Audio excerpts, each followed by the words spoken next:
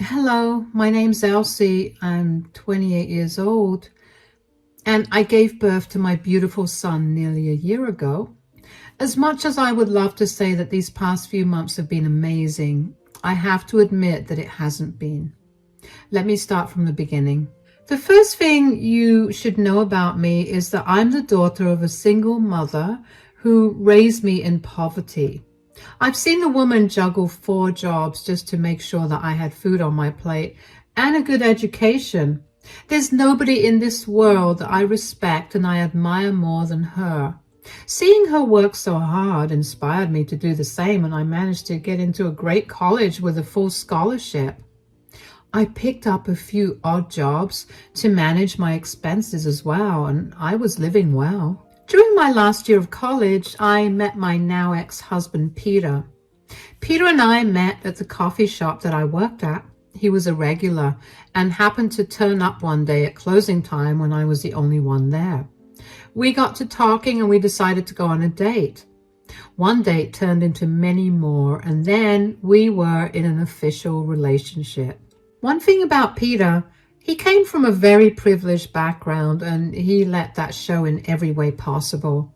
He never wore cheap clothes and almost always had the best version of every electronic gadget. He even had his own house by the age of 22. Anyway, I didn't care for his money. I knew firsthand how money never made me as happy as I was when it was only my mother and me. Peter and I got married after dating for 3 years. It was honestly one of the best days of my life. About 2 years after we got married, we were both ready to start trying for a baby. I got pregnant pretty quickly, and before I knew it, 9 months had passed and I was nearing my due date. Now, I wanted my mother to be by my side while I was giving birth because I wanted her to be there with me at all major milestones of my life.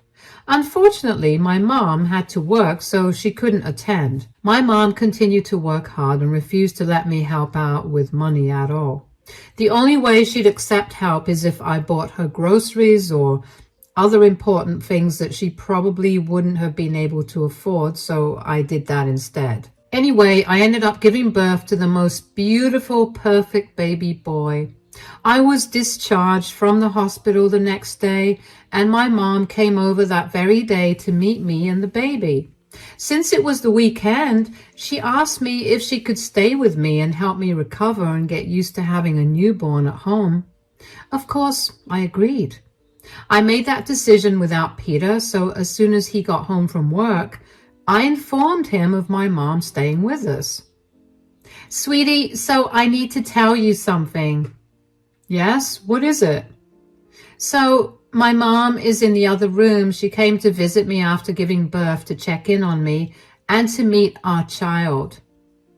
"Okay." "Yeah, and she asked me if she could stay for the weekend, and I said yes." "Elsie, you know I don't like that." "Why?" "I mean, doesn't your mom have to work? She's barely making ends meet as it is." "Yeah, but she took the weekend off just so she could be here with me." "I don't think that's a very smart idea." "Why? What's the problem you have with her being here? It's only one weekend. It's not like she's staying here for a month." "I don't have a problem with her." "Don't even lie. Tell me what the issue you have with her, or so help me God, I'll raise hell for you." "Calm down. Look, you just gave birth and your hormones are all over the place. Why don't we just let this go?" "First of all, don't you dare blame my hormones for this. I am genuinely curious to know why you think it's a bad idea for my mother to be in our house and to be with me after I gave birth. Secondly, we're not letting this go till you answer my questions." "Fine. If you really want to know, I'll tell you. I'm afraid that your mother is going to ask us for help with money because she took these 2 days off." "What? You've got to be kidding me. When has my mom ever asked us for financial help?" "She hasn't. Yet. You never know when she could turn." "You sound insane. This is my mother we're talking about. She refused to take money from us even when she was really struggling. What makes you think she'll ask us for money when we just had a child? Look, you're probably too caught up with your emotions to think logically. But what I'm saying is not that far-fetched either. No, you listen to me. The only person I wanted by my side while I went into labor was my mother. She felt horrible that she couldn't be there, and this is her way of making up for it. And if you really think that she's going to ask for money just because she missed 2 days of work, then I'll pay her that money myself. You have nothing to worry about.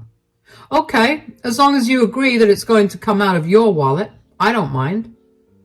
You are a real piece of work. I hope you know that. I turned around and stormed away from Peter by that point. I couldn't understand why he'd suddenly had a problem with my mother, especially since she had never once given him a reason to believe that she was so cheap as to ask us for money because she missed a day of work for us. Like I said, she never even took money from me before I was married. I was too angry to talk to Peter for the rest of the day, but I was able to calm myself down by spending time with my son and my mother. During the second day of my mother's visit, Peter's younger sister, Irene, came over to visit me and the baby. The thing about Irene is that she's the black sheep of her family. She's just so different from the rest of them. She doesn't have the pride or the ego that the rest of her family has, and I have to admit that I admired her for that. She was in her last year of college, and she was doing well, as far as I knew. Because of how much I liked her, having her over was nice for me. Irene asked us if she could stay over with us for the night, considering the next day was a Sunday, and Peter and I had no objection to it. We spent the night playing a variety of games and ended it by watching a movie. That night, Peter apologized for being mean to my mother the other day, and I forgave him. I thought that would have been the end of it, but oh, how wrong I was. Monday morning, as I'm preparing Peter's lunch for him to take to work, I hear Peter furiously running down the stairs. He looked frazzled when he walked into the kitchen, and I was genuinely scared something happened to him. It's gone! Oh my God, it's gone! Whoa, what's going on? What's gone? My watch. The really expensive one, it's not there in my bedside drawer. Did you check your cupboard or the dresser? No, Elsie, I only checked one place and decided it was missing. Of course I looked everywhere. Okay, I'm sorry for asking a stupid question, but why don't we calm down a little and try to think rationally about where it could possibly be? I don't know any other place it could be. Besides, I didn't even take it out last week. I mean, we're both overtired from taking care of our child, and we're both constantly sleep deprived now. Maybe you took it out, but you don't remember. You think I wouldn't remember taking out my $2,000 watch? You know I guard that thing with my life. I'm just listing out possibilities here. You don't have to get mad at me. Oh no, I do have to get mad at you. I know for a fact that my watch was stolen, and there's only one person that I can think of who did this. What are you talking about? I'm talking about how your mother stole my watch. What? Did you realize how insane you sound? Do I really sound insane? Or am I just telling you the truth? I told you that letting her live with us was insane. Why in the world would my mother steal from you? Because she probably wanted to be compensated for her days off. My mom has no reason to do that. She adores you. And the last thing she'd ever do is steal from you. Besides, she doesn't care for watches, especially big chunky watches like yours. Who said anything about her keeping the watch? She probably sold it and kept all the money for herself. I mean, what more would you expect from a desperate scum like her? Excuse me? That is my mother you're talking about. You do not call her names. You have no proof of her stealing anything, so keep your thoughts to yourself. How can I? You were the one who allowed her to stay here, knowing full well that our house was full of things that she could easily pawn off to help her live a better life. I will not take you slandering my mother this way. Then ask her to pay up for the watch or return it to me. If she can't, then you said that you would help her out, so I expect you to pay me back. Are you being serious right now? Believe me, Elsie, I've never been this serious in my life. Peter scowled at me and then left the house in a huff. I was in shock. I never expected Peter to accuse my mother of stealing his stupid watch. My mother was the most honest and hard-working person I knew. She couldn't even hurt a fly, let alone steal an expensive watch. I remember one time she lied to me about what happened to one of my artworks that I brought home from school, and she got so consumed by her guilt for lying to me that the next day she broke down crying and told me she accidentally threw it in the trash because it was a part of the trash pile. My mother would never have been able to keep a secret that big for longer than an hour. I knew her that much. I had nothing to worry about there. But what I did have to worry about was my relationship with Peter.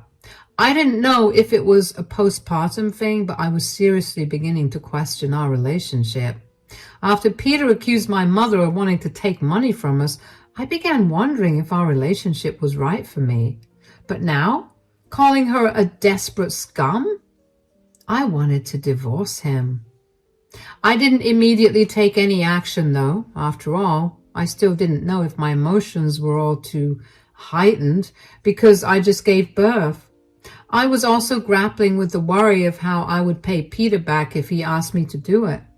He knew very well that it was not an amount I could easily afford. I would have talked to my mother, but I didn't want her to find out about what was happening. She would blame herself for coming in between us, and I didn't want that. Unfortunately, though, my mom did end up finding out about the stolen watch, and she was accused of having stolen it.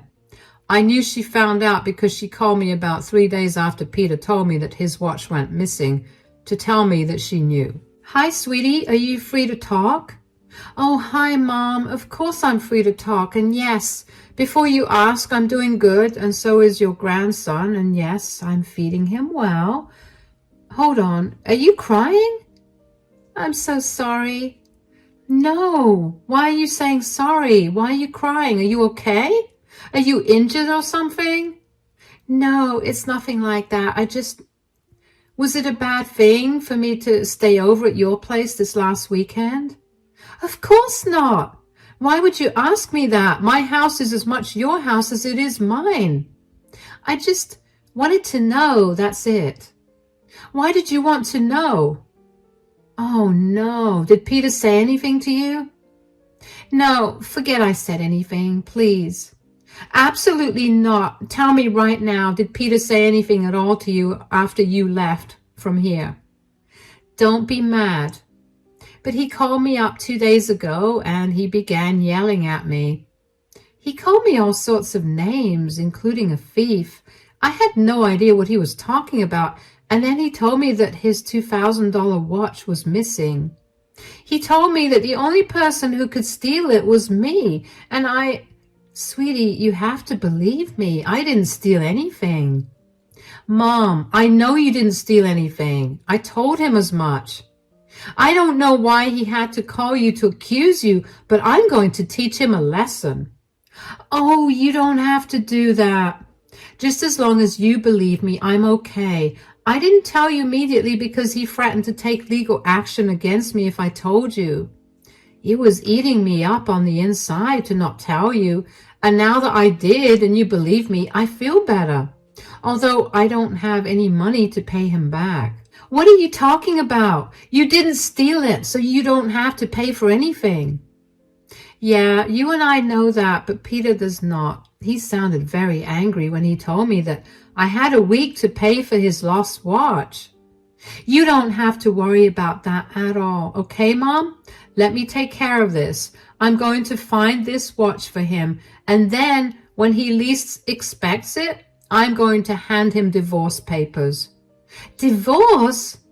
I didn't want things to get this bad, sweetie. You can't divorce the man. You love him. He's the father of your child.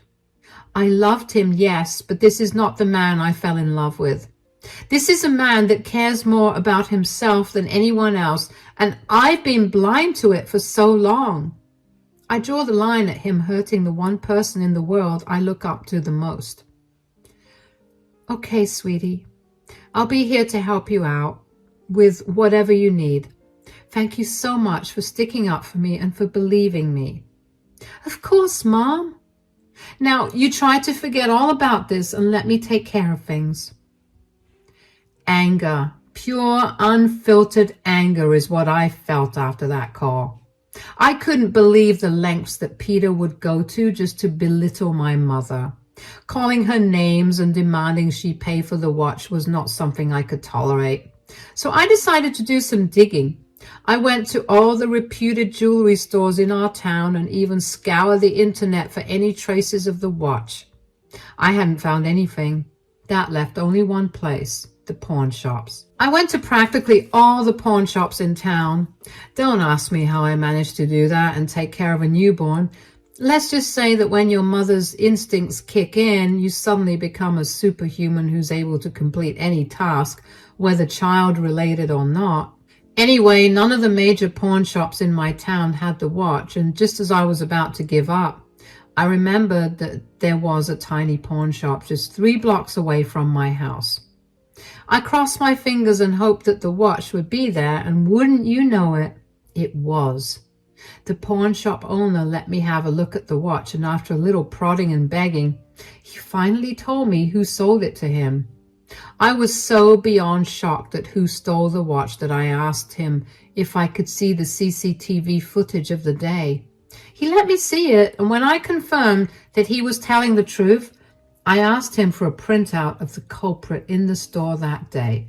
I also made a quick phone call and found out why the watch got stolen in the first place.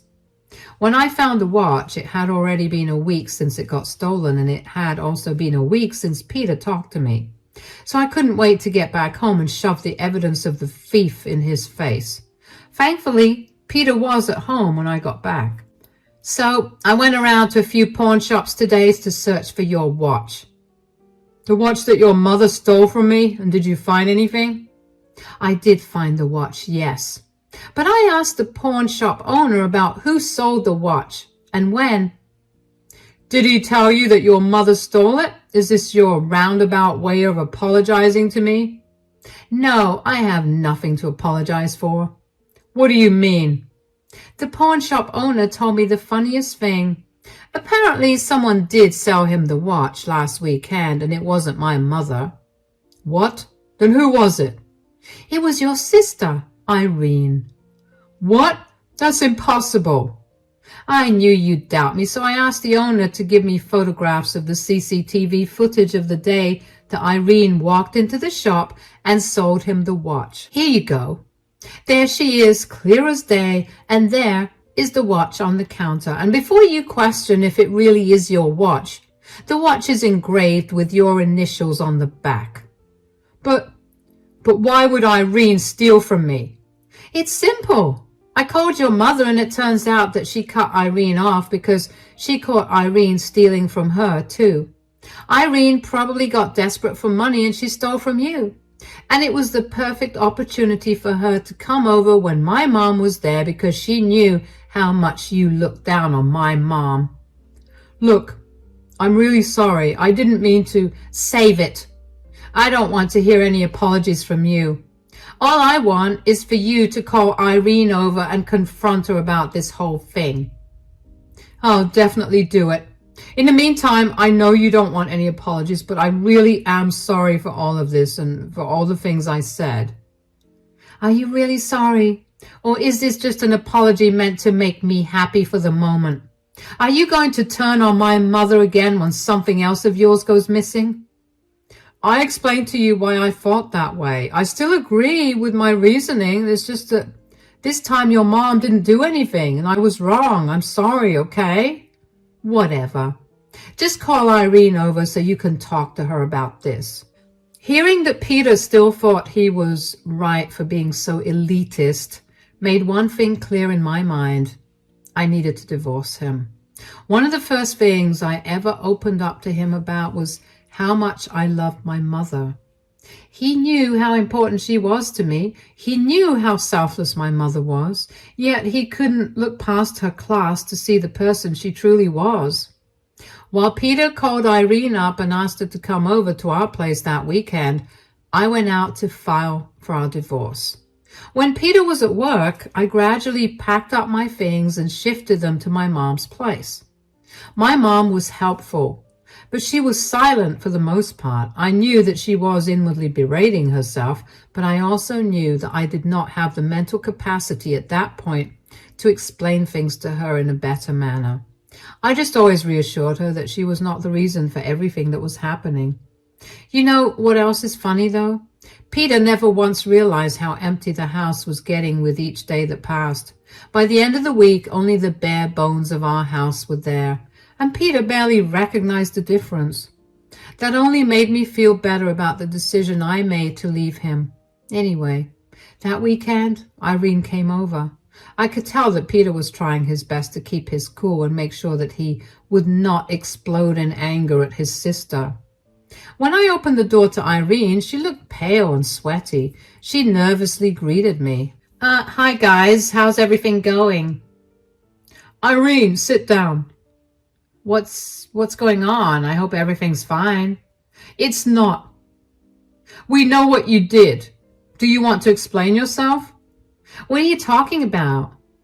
I'm talking about how you stole my $2,000 watch last weekend and then pawned it off. I didn't do that. Save the lies, Irene. Here's the picture proof of you selling it to the pawn shop 3 blocks away. Now explain yourself. Well, I didn't have any money. Mom cut me off because she caught me lying about how much money I needed. She barely gave me much money to begin with, and I was barely getting through each month. I tried for months to find a job, but everywhere I applied either turned me down or never responded. I needed to get some money somehow. So, you couldn't have just asked me for some help. You had to steal from me? You don't think it's humiliating to ask you that? You never miss a chance to shame me for asking you for help, be it money or anything else. Oh, I have to agree with you on that. What? Why are you agreeing with her? Because she's right. You make it so hard for anybody to approach you for help because you always lord it over them as some insult. We can talk about this later. No, actually, I don't want to talk about this later. Here's the divorce papers. I'm moving out. What? What is this? Why are you divorcing me? I don't want to be with a man that would so willingly accuse my mother of stealing from him and then calling her a desperate scum just because she earns less than him. Not to mention, you didn't even apologize for anything that you said. You cannot be serious, Irene. This is all your fault. If you hadn't stolen my watch, I wouldn't have to deal with a divorce. No, Irene, you are not to blame for the divorce at all. Look, I get how hard it is to get a job right now, and I'm sure that I could help you find something. You stealing the watch only finally opened my eyes to what kind of a person Peter truly is. You're taking the side of a thief over the father of your child? If you can't see why exactly she became a thief, then it's only proving my point. So you only asked me to call her here so you could humiliate me? Of course. You need to understand how humiliated I felt when you accused my mom of being a thief. And then you also went ahead and told her that over the call, and also threatened to take legal action against her. Yes, I know about your call to her. I was just very angry about the whole thing. I didn't mean to. Whether you meant to call her and accuse her of stealing from you or not, you still did it. That's enough for me to leave you. If you want to discuss custody agreements and all that, you can talk to my lawyer. You can't just leave me like that. Don't I mean anything to you at all? After what you said about my mother, who, by the way, you know worked super hard to provide for me, absolutely not. You don't deserve my love, and I'd much rather be a single mom than be with someone who constantly looks down on me and my family. Come on, Irene. I'll take you back to your dorm. Bye, Peter. I was shaking with anger by the end of the conversation, and I knew that I needed to exit as fast as possible. Irene looked gobsmacked at the way the events turned so quickly, but I grabbed her arm and led her out of the house. In the car, I made sure to tell Irene that even though I defended her in front of Peter, I still did not agree with what she did. She needed to properly apologize to Peter and work towards paying him back.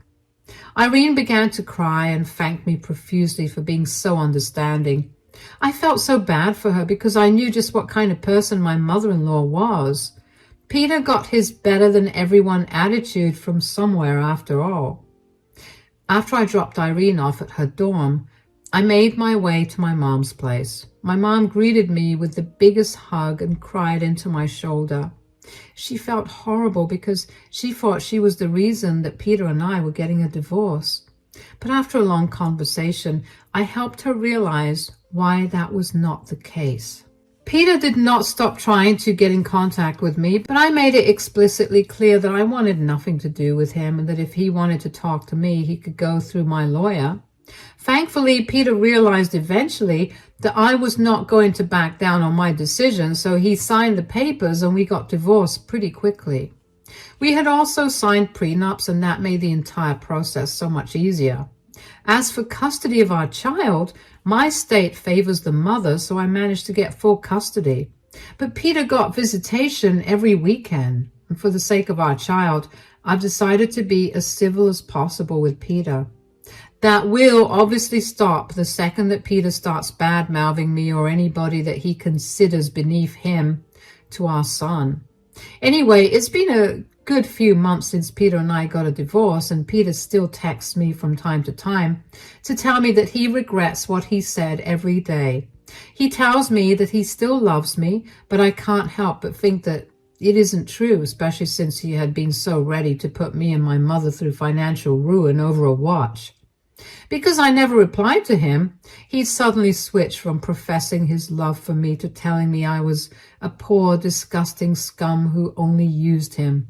I could tell that he was saying that to get a rise out of me, but I also couldn't help but wonder if he thought that way of me throughout our relationship. I got a lot of calls from Peter's family calling me a pathetic person for leaving Peter and for helping Irene get a job. I blocked them all, moved on with my life. My divorce from Peter ended up bringing me some really good luck because the very same day our divorce got finalized, I got a huge promotion at work. So I can now live a lot more comfortably and I can save up a lot more for my son. Right now, I still live with my mother because my income is also helping her, and she means the world to me. I've learned my lesson. I'm never going to let anyone belittle me or my family ever again.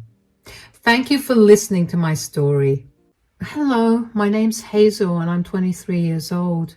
I just lost the one most important person in my life, and my sister made everything worse for me by trying to throw me out of my own home.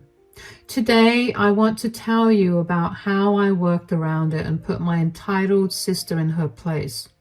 Let me start by telling you a little about my family. My dad, Ralph, was a single father for as long as I can remember. My mom died a few short months after I was born because of some complications after birth. My dad had been my best friend and the only person I was closest to. I have an older sister, Kayla, too. Kayla and I never really got along. Kayla became very hard to handle after my mom passed away. She became a rebel and rarely ever thought of anyone but herself.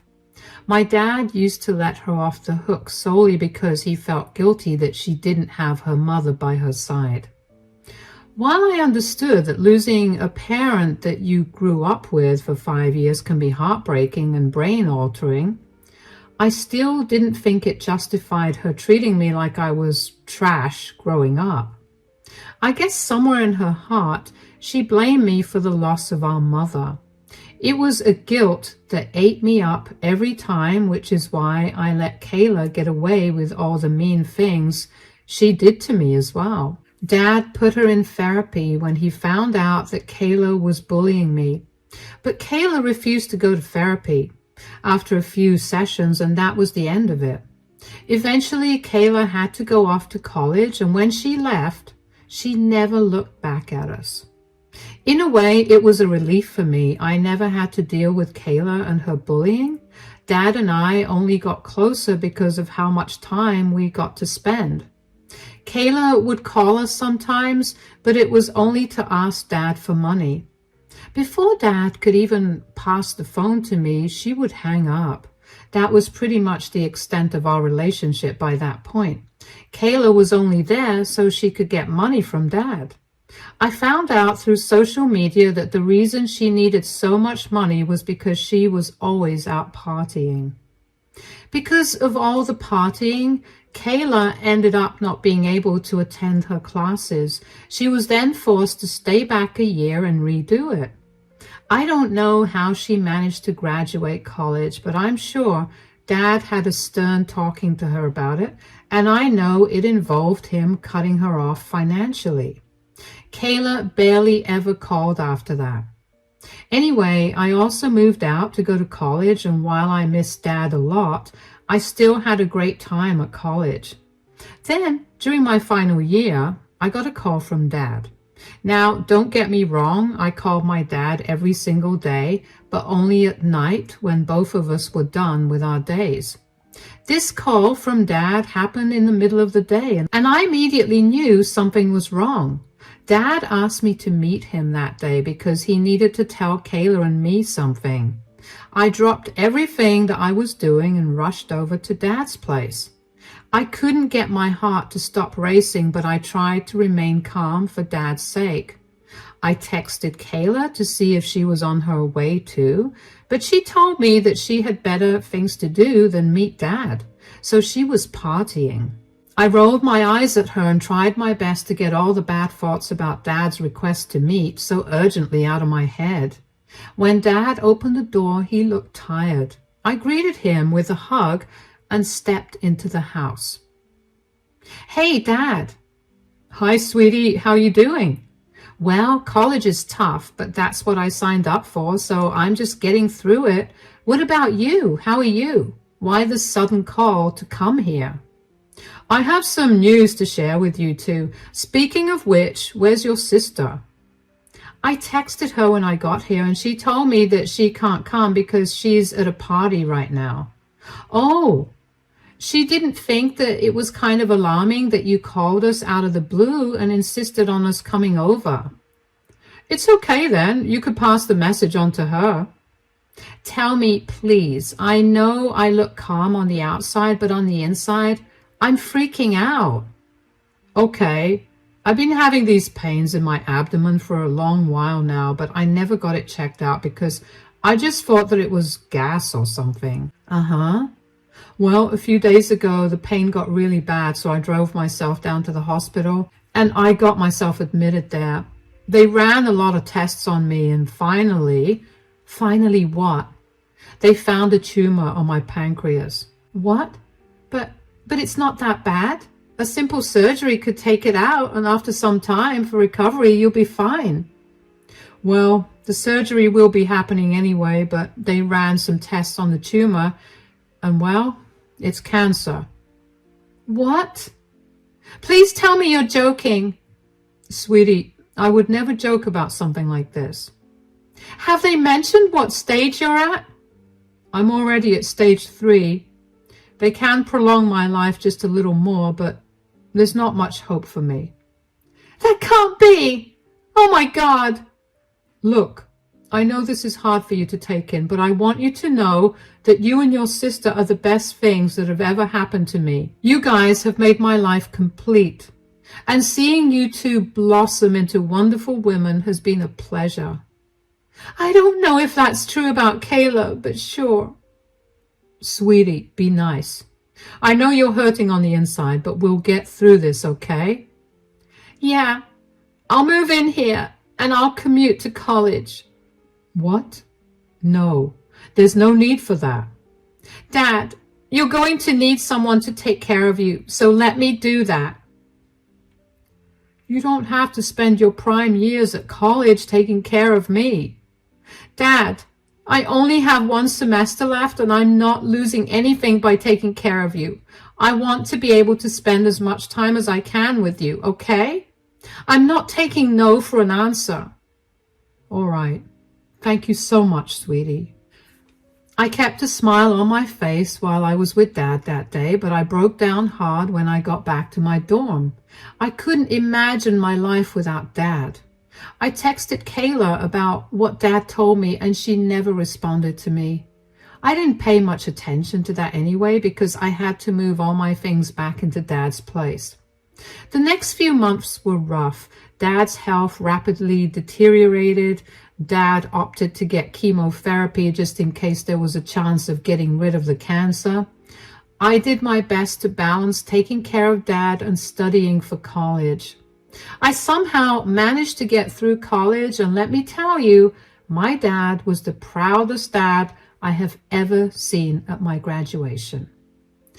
Kayla barely ever visited. She would only ever come over to ask Dad for money. She never asked him how he was doing or if he needed any help. Whenever she came over too, she only stayed for 15 minutes at best before hurrying off to some party. I confronted her about her trashy behavior, and she told me to shut my mouth and mind my business. I could see her behavior was affecting Dad, but he never said a word. That only made me angrier, so I would be passive-aggressive whenever Kayla came over. One day, Kayla came over after not visiting him for 2 months. "Oh, you finally came to visit Dad. Did the party you had to attend get cancelled?" "Shut up, Hazel. Girls, be nice to each other." "But she never comes to visit you." "It's okay. She's here now, and that's all that matters." "Yeah, Dad's right. Leave me alone. Be glad that I came here to begin with." "You must be here for a reason. You only ever come here when you need something." "Hazel, that's enough. Your sister hardly does that." "Last time she came here, she asked you for $300 so she could go to some party." "Just drop it, Hazel. Anyway, how you doing, Dad?" "Chemotherapy is awful, but other than that, I'm doing okay." "Okay, well, I needed to tell you something." Surprise, surprise. "Can you just let me speak?" "What is going on, Kayla?" "I'm pregnant." "What?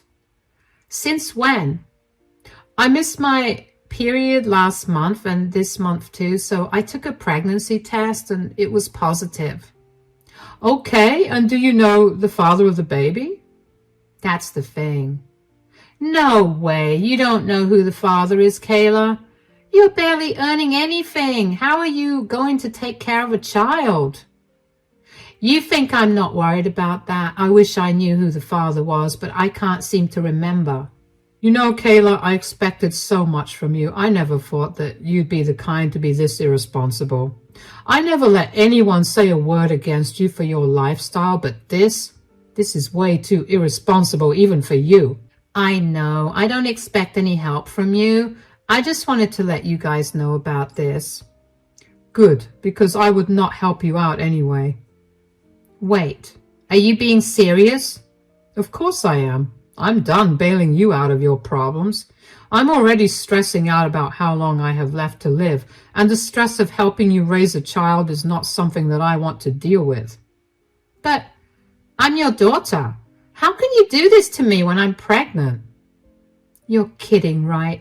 You barely visited Dad after he got diagnosed with cancer, and you expect him to help you out?" "I'm sorry. I live a more fulfilling life than you do, but I don't have that kind of time to be here. And using that as a reason to make me and my child suffer through poverty is just plain cruel." "That's not the reason. Now's the time for you to get your act together. Stop acting like you're still in college. You're 27, for God's sake. Act like it. Get a better job and work towards making a future for you and your child." "Wow. You're the worst father ever." Kayla left, and neither Dad nor I made an effort to stop her. I was shocked at the news of Kayla's pregnancy, and so was my dad. But I was even more shocked that my dad put his foot down with Kayla. After years of letting her get away with everything, 27 years of her nonsense, by the way, he finally had enough.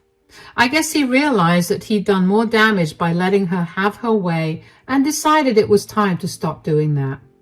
I was annoyed by how spoiled Kayla was and how she could just so casually tell Dad that he was the worst when he was barely making it through every day. I knew Dad didn't react to that, but I knew that on the inside he was hurting. Neither of us addressed Kayla's visit after that, mostly because only a week after Kayla visited us, Dad's health declined a lot more rapidly than it was doing before. He was rushed to the hospital where they conducted huge amounts of tests on him. When they were done running tests on him and once they stabilized him, the doctor told me that my dad only had 2 weeks to live. I was gutted. I couldn't believe that there was an actual time limit to his life. Until then, I managed to live in the hope that Dad's treatment would work, but clearly it didn't. I sadly delivered the news to Dad and he seemed to be relieved. He told me that having an idea of when he was going to pass was better than living in fear of not knowing which day was going to be his last. We spent the rest of his days in the hospital. I barely left the hospital, and even when I did, it was only for a quick shower and change of clothes. One day I came back to the hospital after having left Dad to go home and check in on him. "Hey, Dad, how you doing?" "Not so good. Gosh, who'd have thought that learning that you only had 2 weeks to live would feel so depressing?" "Tell me about it." "I don't know what I'm going to do without you." "Oh, sweetie, you'll be more than fine, I'm sure of that." "You're the last family I have, and I don't know how I'm going to go through life without a family." "Hey, you have Kayla at least." "Dad, both you and I know that Kayla would rather make a pig fly than be there for me when I need help." "Okay, well, just because I'm gone physically doesn't mean that I'll be gone from your heart. Besides, you'll eventually meet many people that you'll learn to consider your family." "I can only hope for that." "But speaking of families, I need to get my things in order. Do you think that you could ring up my lawyer and ask him to come by this evening?" "Of course, but if you don't mind me asking, how are you distributing your things?" "Well, I was thinking of giving you and Kayla an equal split of everything." "I don't think you should do that." "Sweetie, I know you and Kayla are like chalk and cheese, but Kayla is still my daughter and I have to be fair towards—" "No, that's not what I meant, Dad. I meant that you should give Kayla everything, excluding all the things that have no monetary value like our photo albums and stuff. Those are the only things I want." "What? Why would you want me to do that?" "I know I gave Kayla a lot of slack the last time she was over, but I also don't want her or my future niece or nephew to be struggling. I'm sure she'd appreciate the help way more than I will." "But sweetie, you've spent the last year by my side and you never got to set foot into the work scene. You might struggle to get a job." I'll figure that out by myself. I have enough saved up right now to get by a few more months. Please just do this one thing for me, Dad." "You're an amazing person, Hazel. I don't know what I've done to deserve a daughter that's this kind and big-hearted, but I sure am lucky." "Oh, hush, Dad. Now, why don't you get some rest? I'll call your lawyer and have him meet you in the evening." I know I sound like a saint and you're wondering what happened to all my distaste towards my sister. The thing is, even though I'm not the biggest fan of my sister's life choices, she was still my sister at the end of the day. I didn't want her to be stranded with nowhere to call home or any way to take care of her child. Worse even, I didn't want the child to enter the foster care system. So if I had to give up my share of the inheritance, then so be it. I called the lawyer for Dad and I let them talk all evening. The lawyer left a copy of the will on Dad's table after he left. After my dad fell asleep, I couldn't help but sneak a peek at the will. Dad did listen to me about giving Kayla the entirety of the inheritance, and I was relieved to see that. I know my dad enough to know that he's always very stubborn about getting what he wants only.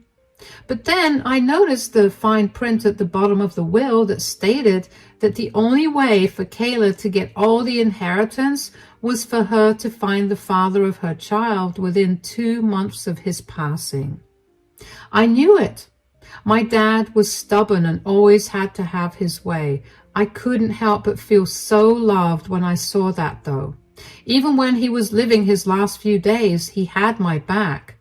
When I confronted my dad about his little claws, he told me that he was giving Kayla a fair shot at getting her act together.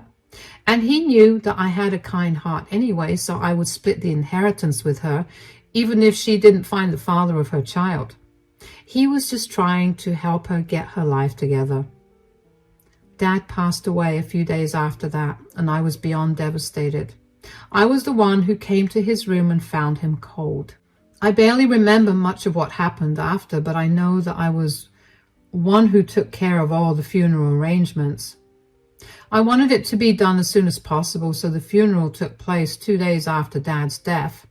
At that time, Kayla came to live with me. She barely seemed affected by Dad's death, but I didn't focus too much on it because I figured people grieve in different ways. Dad's funeral was hard to get through, but seeing so many people there made me feel good because I got to see how loved my dad was. After my dad was buried, Kayla went back home and I stayed back to talk to Dad's family and friends. While Kayla was there, she managed to find the copy of the will that I had seen when Dad made the will.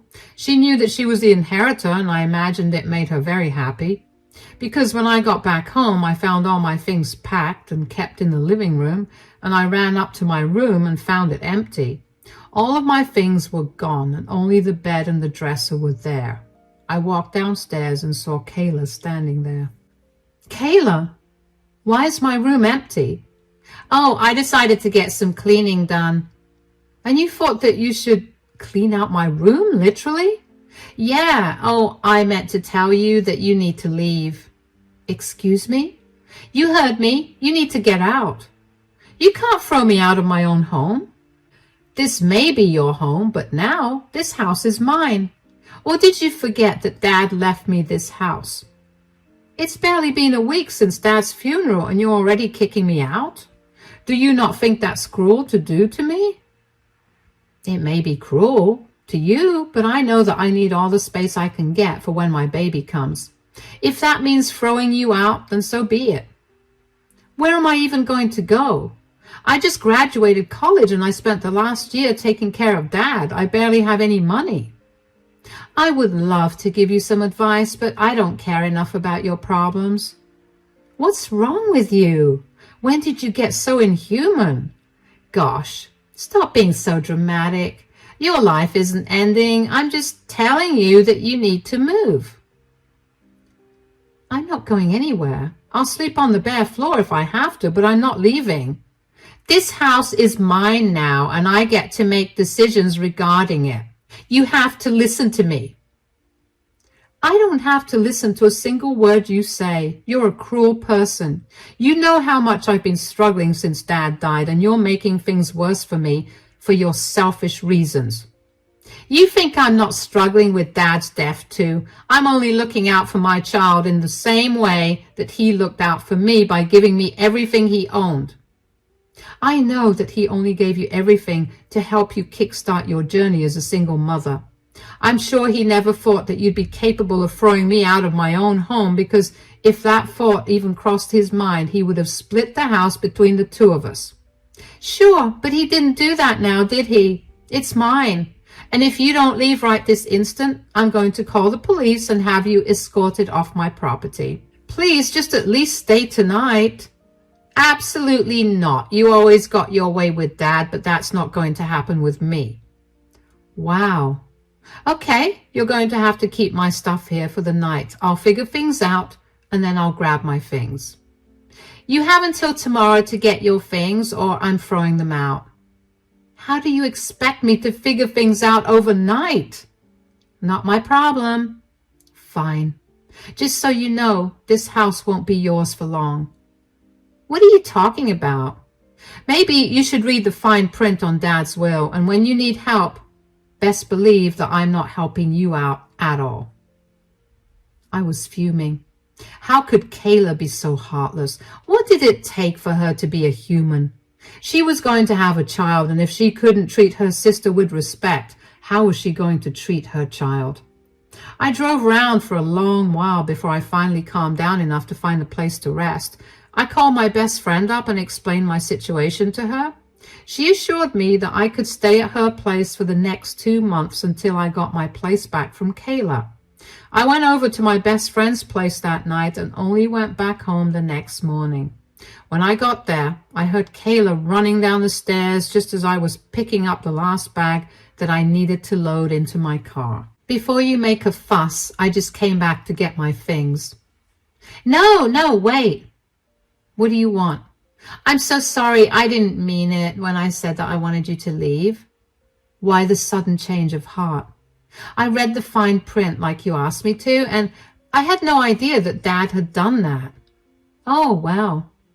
How could he expect me to find the father of my child in 2 months? I don't even remember which club I was at. I would love to give you some advice, but I actually don't care about your problem. Are you seriously throwing that in my face right now? Would you rather I throw it in your face when I get you to leave this house in 2 months? Please don't leave. You can stay here if you want. You can even take the master bedroom. I'll give you all the privacy you need, and I'll make all our meals. You already showed me your true colors, Kayla. You tried to make things worse for me when I was already at my lowest. I don't want to live with you. Okay, but you won't actually throw me out if I don't find the father of my child, right? You have 2 months to either find the father or you can leave. How can you throw a single mother and her child out onto the streets that way? How could you throw your broke sister out into the streets like that? You showed no remorse. You know, I was the one who told Dad to give you everything because I thought you'd need it more than me. Clearly, Dad had my back, and I'm grateful for him. You asked Dad to give me everything? You have no idea how much Dad didn't want to do that. You didn't care at all when Dad got diagnosed with cancer. You barely even visited. The one time you stayed for longer than 15 minutes, you told us you were pregnant. You don't deserve this house or any of his money. Please forgive me. Look, I'll even get down on my knees. What are you doing, Kayla? Get off the floor. No, I'm really sorry. Please forgive me. What I did was horrible, and I promise that I'll work hard to make sure that I make up for my huge mistake. Please don't throw me out. You have 2 months, Kayla. I know you have enough money saved up to get yourself an apartment. I'm going to go now. I'll see you in 2 months. Honestly, I did feel a little bad for Kayla, but I was in no place to do anything about it. She had been disrespectful over and over again, and I was not okay with that. I did my best to be there for Dad and make sure that Kayla was also taken care of. I did all the work that the two of us should have been doing together, and I still let her reap all the rewards. I saw no reason for her to have her cake and eat it too when she was so ready to let me suffer. There was no empathy behind her eyes when she told me to leave the house, so I saw no reason to show her any empathy either. Over the course of the next 2 months, I landed myself a good job and I lived with my best friend. I waited patiently to see if Kayla would find the father of her child. Kayla would regularly text me and call me to try and get me to change my mind, but I wasn't budging at all. She needed to learn that all her actions had consequences, and yes, I knew that this was harsh, but it needed to happen. Kayla's calls and texts only got more frequent and more desperate the closer we got to the 2 months' end. I stuck my ground and did not let her tears get to me in any way. I made sure that she was not stressing out too much either because I didn't want the child to suffer. I made sure to go over whenever I could and get her food and other necessities. I explained to her very calmly why I was doing what I was doing. Kayla kept apologizing again and again, but I knew that just because she apologized, it didn't mean that she had changed. I mean, I watched her use my dad for months while he was on his deathbed and then apologize when I confronted her, only to go back to asking Dad for money a week later. I was not going to trust her at all. Eventually, the 2 months got over and I asked Kayla to move out. I contacted Dad's lawyer, who was the executor of his will, and provided him with all the proof of Kayla's inability to find her child's father. I was granted all of my dad's assets, including the house. Kayla called me every name under the sun for ruining her life. She cried and begged me again, but I didn't change my mind. But this time I did get a little soft, and I told her that I would help pay for an apartment for her. I found her an apartment and paid for the deposit and the 1 year's rent as well. I told her that she had a year to get her life together and take care of her child. I didn't want anything more to do with her. Kayla called me a selfish, insensitive person and told me that I was a horrible person for throwing her out onto the streets. I reminded her that she now had a roof over her head. She just had to stop relying on others to pay for her things. Kayla moved into her apartment and still never stopped calling me all kinds of names, so I blocked her and moved on with my life. I am a little sad that I'll probably never get to meet my niece, nephew, but I do hope that I helped make their life a little easier by providing for Kayla.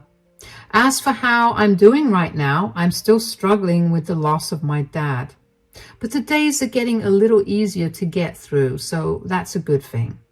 It'll be a while before colors look as bright as they did before for me, but I know that I'm strong enough to get through that. Thank you for listening to my story. Hello, my name's Dana. I'm 34 years old. I'm a mother to a disabled child, my daughter Holly. I had Holly when I was in a relationship with my ex-husband.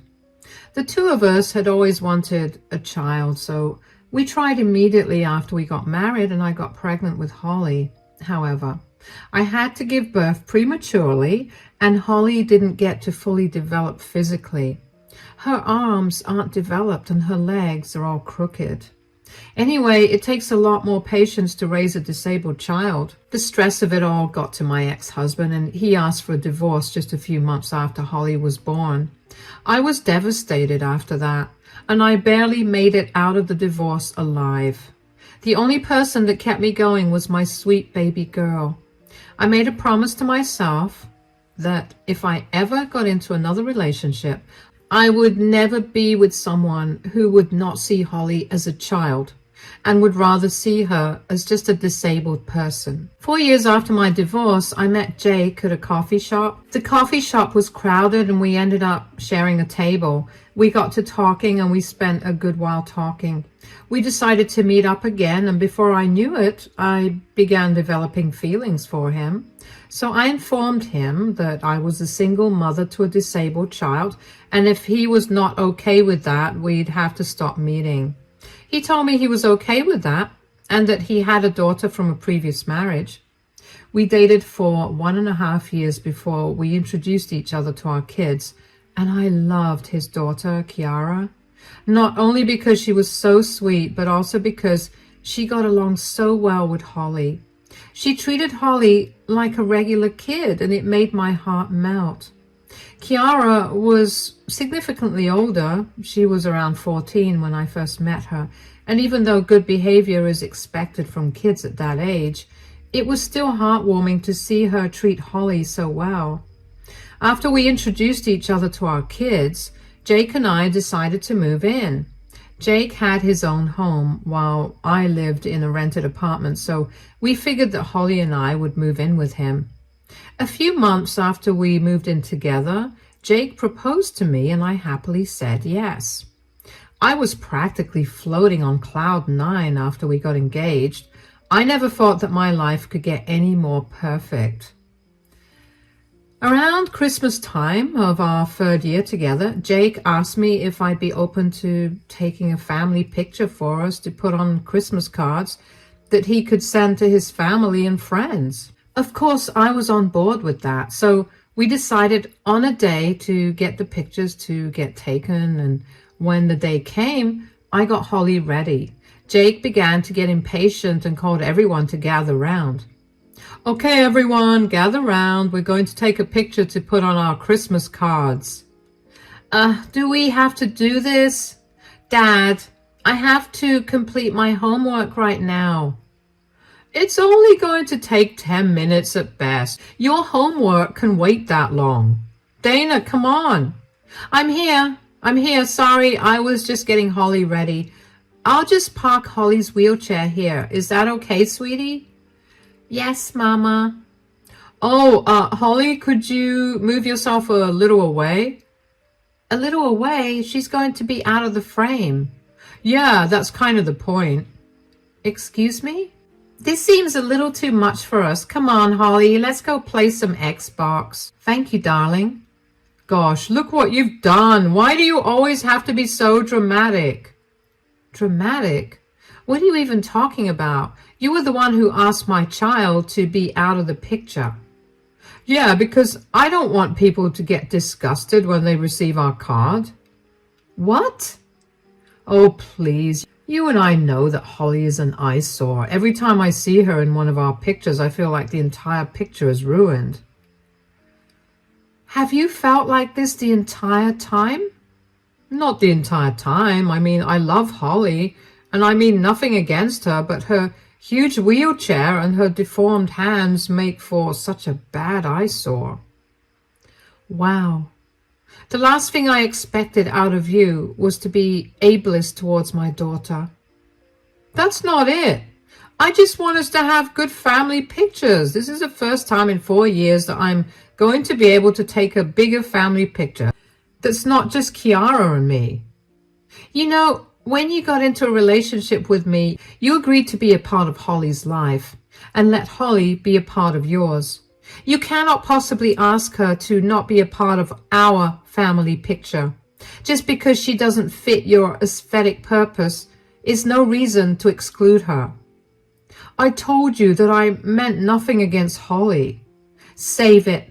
If you truly loved Holly, you'd look past everything and you'd care more about her than some stupid need for a good picture.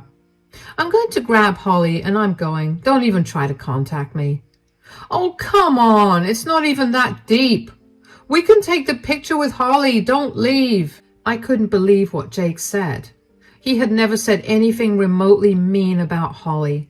He always treated her so well and always made sure that she was comfortable where we went.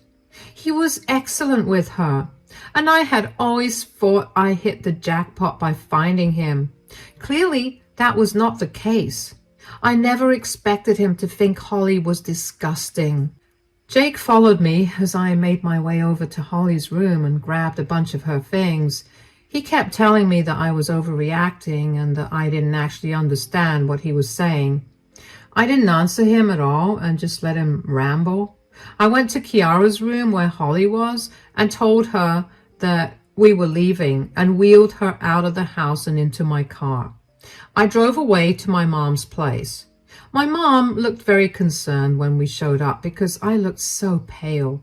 Once inside, I explained to Holly that we were going to be staying with my mom for a little bit, and Holly was understanding. I sat her in front of the TV and went into the dining room so I could talk to my mom. My mom was furious with Jake for the things he said and asked me if I wanted her to babysit Holly while I went and sorted things out. I told her that wasn't necessary.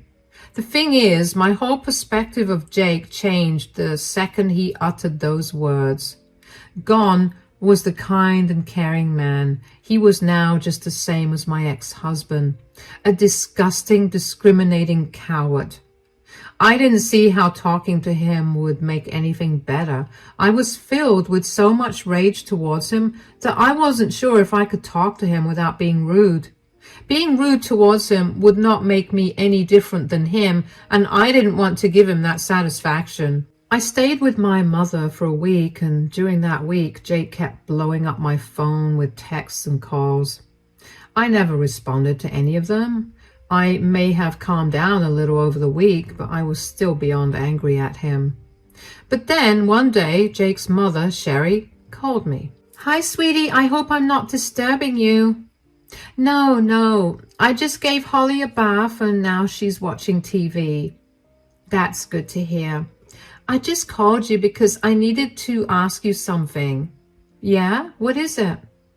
Have you broken up with Jake? I don't know. We just had a huge fight and I'm staying with my mother right now.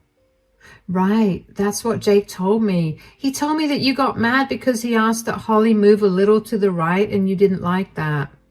I know that it's not my place to butt into your relationship, but don't you think that it's a bit much to get so mad at that? Jake's struggling at home and he's been calling everyone to see if we got in touch with you.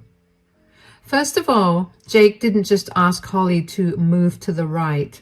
He asked her to move out of the frame. Move out of the frame? Why would he ask that? Because he thinks that Holly is an eyesore that's going to make everyone feel disgusted. What? He cleverly left out the most important detail just to paint me in a bad light. You can ask Kiara, and she'll tell you that he wanted Holly out of the frame. Oh my God, I'm so sorry that he said that.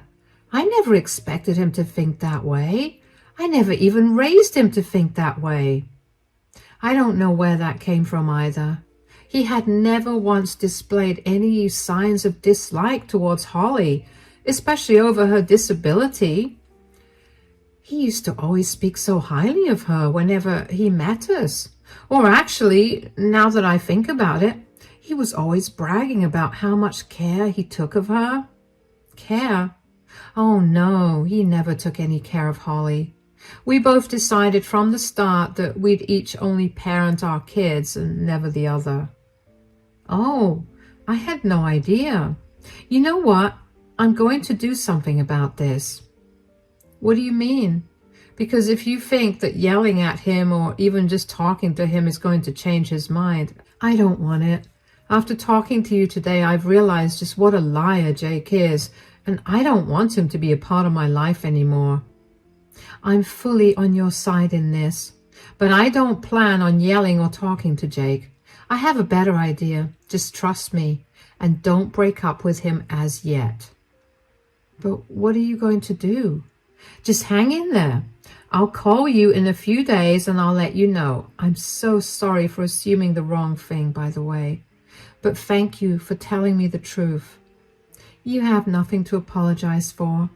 Jake was the one who manipulated his words, so it's okay.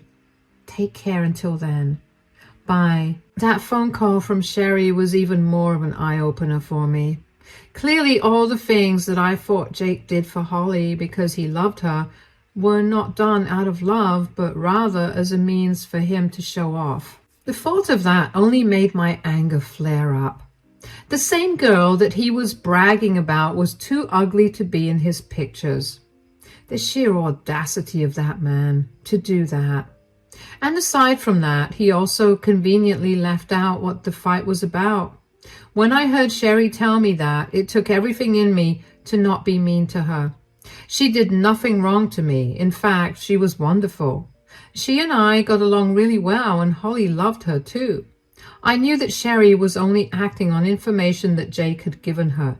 Jake knew how well Sherry and I got along, and I didn't know if this was his way of ruining our relationship. Given everything that happened, I wasn't too surprised that he'd be capable of doing that. What I didn't expect was for Sherry to be so on my side that she'd be willing to teach Jake a lesson for treating Holly so badly. I didn't understand why she felt so intensely about the issue as I did, but I chalked it up to her being a good person and someone who advocated for the disabled. While I was right about that, I didn't realize just how personal this issue was to her. A few days after my phone call with her, I got another call from her. I had been racking my brain about the ways in which she would take care of Jake, but I couldn't come up with a single thing. So when she finally called again, I couldn't have been happier than to find the answer that I was looking for. Sweetie, are you free right now? Yeah, why? Hold on, my mother wants to talk to you. Your mother? Why? Is everything all right? Yes, nothing to worry about. I was just telling her about what happened between you and Jake, and she wanted to talk to you. Oh, yeah, of course. I don't mind talking to her. Hi, darling. I'm Sherry's mother and Jake's grandmother. My name's Emma. Hi, Emma. My name's Dana, and Jake is my fiancé. For now, at least. Sherry was just telling me about the mean things that Jake said. I'm so sorry that Jake said that. No, you don't have to apologize for anything. If you don't mind me asking, what kind of disability does your daughter suffer with? Well, she didn't get to fully develop in my womb. Her hands didn't develop, and her legs are crooked. She'll get into braces soon, but the doctors did tell us not to hold out much hope for that. I understand that. It must be really hard for you to see your child not getting the same treatment and opportunities as everyone else. I can't even begin to express how much that hurts. And hearing Jake say the same things that you know your daughter is going to hear in the future must have stung. Yeah, I want my daughter to grow up in an environment where she feels loved and accepted for who she is. I already know she's going to face a lot of issues in the future, so at the very least, her home should be a safe place. And if Jake himself thinks this way about her, then I'll never be able to give my daughter that. You're an amazing mother. I wish my parents were even half as kind as you. What do you mean? Polio took away my ability to walk, so I'm disabled now, which is why I wanted to talk to you. I made sure to raise my kids to be nice towards everyone, and my kids have done the same to their kids. I couldn't fathom why Jake would say something like that. I wanted to ask you if I could meet your little one. Oh my, of course you can. I'm sure she'd feel wonderful when she sees someone else who's just like her. I'm sure she'll feel that way too. Lord knows that I wanted that when I was younger. I'm hosting a birthday dinner for my 87th birthday this weekend. Why don't you two drop in? Oh, are you sure? I don't want to intrude on a family gathering. You will not be intruding at all. Just don't tell Jake anything. I'm going to humiliate him, and he's going to be crying for forgiveness. I've had a lifetime of discrimination and bullying because of my disability, and I'm not going to let someone in my family do to a child what I had to go through. Thank you so much, Emma. This really means a lot to me. Of course, sweetie. Now, I have to go take a nap, but take care of yourself. I can't wait to meet you. I can't wait to meet you either. Take care. I couldn't believe that I didn't know that Jake's grandmother was alive. You'd think it would come up in some conversation during our 3 years of being together, but it never did. It's even more alarming because Emma was disabled, and that would have been a great way to engage with Holly. Regardless, I was just glad that Jake's family was so much better than him, but the fact that they seemed to care more about Holly than Jake did, without even knowing her that well, made me incredibly sad. Why didn't Jake just talk to me about his feelings instead of stringing me along this way for so long? That's something only cruel people are capable of. When the weekend came, Holly was practically buzzing with energy. There was nothing Holly loved more than dressing up and going to a party. I didn't tell her that Emma was in a wheelchair just like her because I wanted her to be surprised when she saw Emma. I was sure she was going to be really happy to see someone who was older in a wheelchair just like her. When we got to Emma's house, one thing was clear. Emma was made of money. We pulled into the driveway of the fanciest house I've ever seen, and I had to double check that I was at the right address. Anyway, Emma and I made our way into the house, and I was immediately greeted by the sight of a pretty big number of guests. None of them noticed me. Only one of them did. Jake. Jake's face paled, and he started trembling when he saw Holly and I there. He quickly made his way towards us. Dana, oh my God, what are you doing here? Why do you care anyway? Can you not be difficult with me right now? I haven't heard a word from you for a week, and now you just show up to my grandmother's birthday dinner? Do you have anything to say for yourself? I don't have to say anything. You are the one that needs to apologize. How did you even know about this dinner? She knew about it because I invited her. Hi, Dana, darling. How are you? I hope you didn't have much trouble finding the house. I'm doing good. And no, I didn't have any trouble with finding the house. How are you? I'm great. I barely feel like I'm a day over 60. Happy birthday, by the way. Holly, sweetie, wish Grandma Emma a happy birthday. Happy birthday, Grandma Emma. Oh, thank you so much. You're such a pretty girl, Holly. And you look just like me, but older. Holly. Oh, it's okay. She's only speaking the truth. Okay, sweetie, we can hang out some more in 10 minutes. For now, you can go play with my great-grandkids. Don't worry about taking Holly there. I'll ask Sherry to take care of that. Wait, Grandma, how did you know about Dana? I heard the two of you got into a huge fight the other day. Dana, you told my grandma about it? Does privacy mean nothing to you? Sorry, didn't tell Mom. Dana didn't tell Mom, but she told me only because I asked her. But imagine my surprise when I found out that you purposely twisted your words to make her be a bad person. Look. No, you look at me, Jake. You know firsthand how I feel about people making fun of or treating disabled people differently. You know how I've been very adamant about all of you being empathetic towards the disabled. So to hear that you were so blatantly rude to a child, that was beyond shocking. You can't force your values onto anyone, and what goes on in my house has nothing to do with you. Don't you dare talk to your grandmother that way. No, you know what? I'm sick and tired of being the bad guy. You wouldn't be the bad guy if you just behaved decently. I did. I didn't even once imply that I hated or disliked Holly. I just didn't want her ruining the picture. That's not even hurtful. You're right, it's not. And that's why today we're all taking pictures without you, because we don't want a man with a mole on his face in the pictures. That's unfair. I can't change that. Did you think that Holly was capable of changing her disability? That's not the same thing. You're right. Having a mole doesn't mean that you're going to be treated differently. But do you know what guarantees that? Having a disability. I don't want you here. You deserve no place in this family. What? You can't kick me out.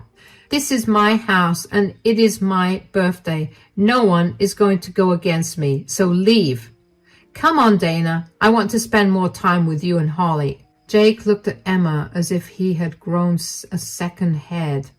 But Emma didn't pay him any mind. Instead, she grabbed my hand and made me follow her along to where Holly was. I heard later on that Jake made a big fuss about not leaving, but eventually his siblings kicked him out. Jake did not leave without cussing the entire family out for their weak-minded opinions. No idea what that means, nor do I care about it. Emma, Holly, and I ended up having a good time that night. Emma got along really well with Holly and kept telling her stories about all the crazy things she'd done. Holly was more amazed that Emma could do all of those things while in a wheelchair than the fact that Emma had done such crazy things. Sherry came up to me when she managed to get me alone and gave me a big, warm hug. She apologized for Jake's behavior and thanked me for giving her a chance.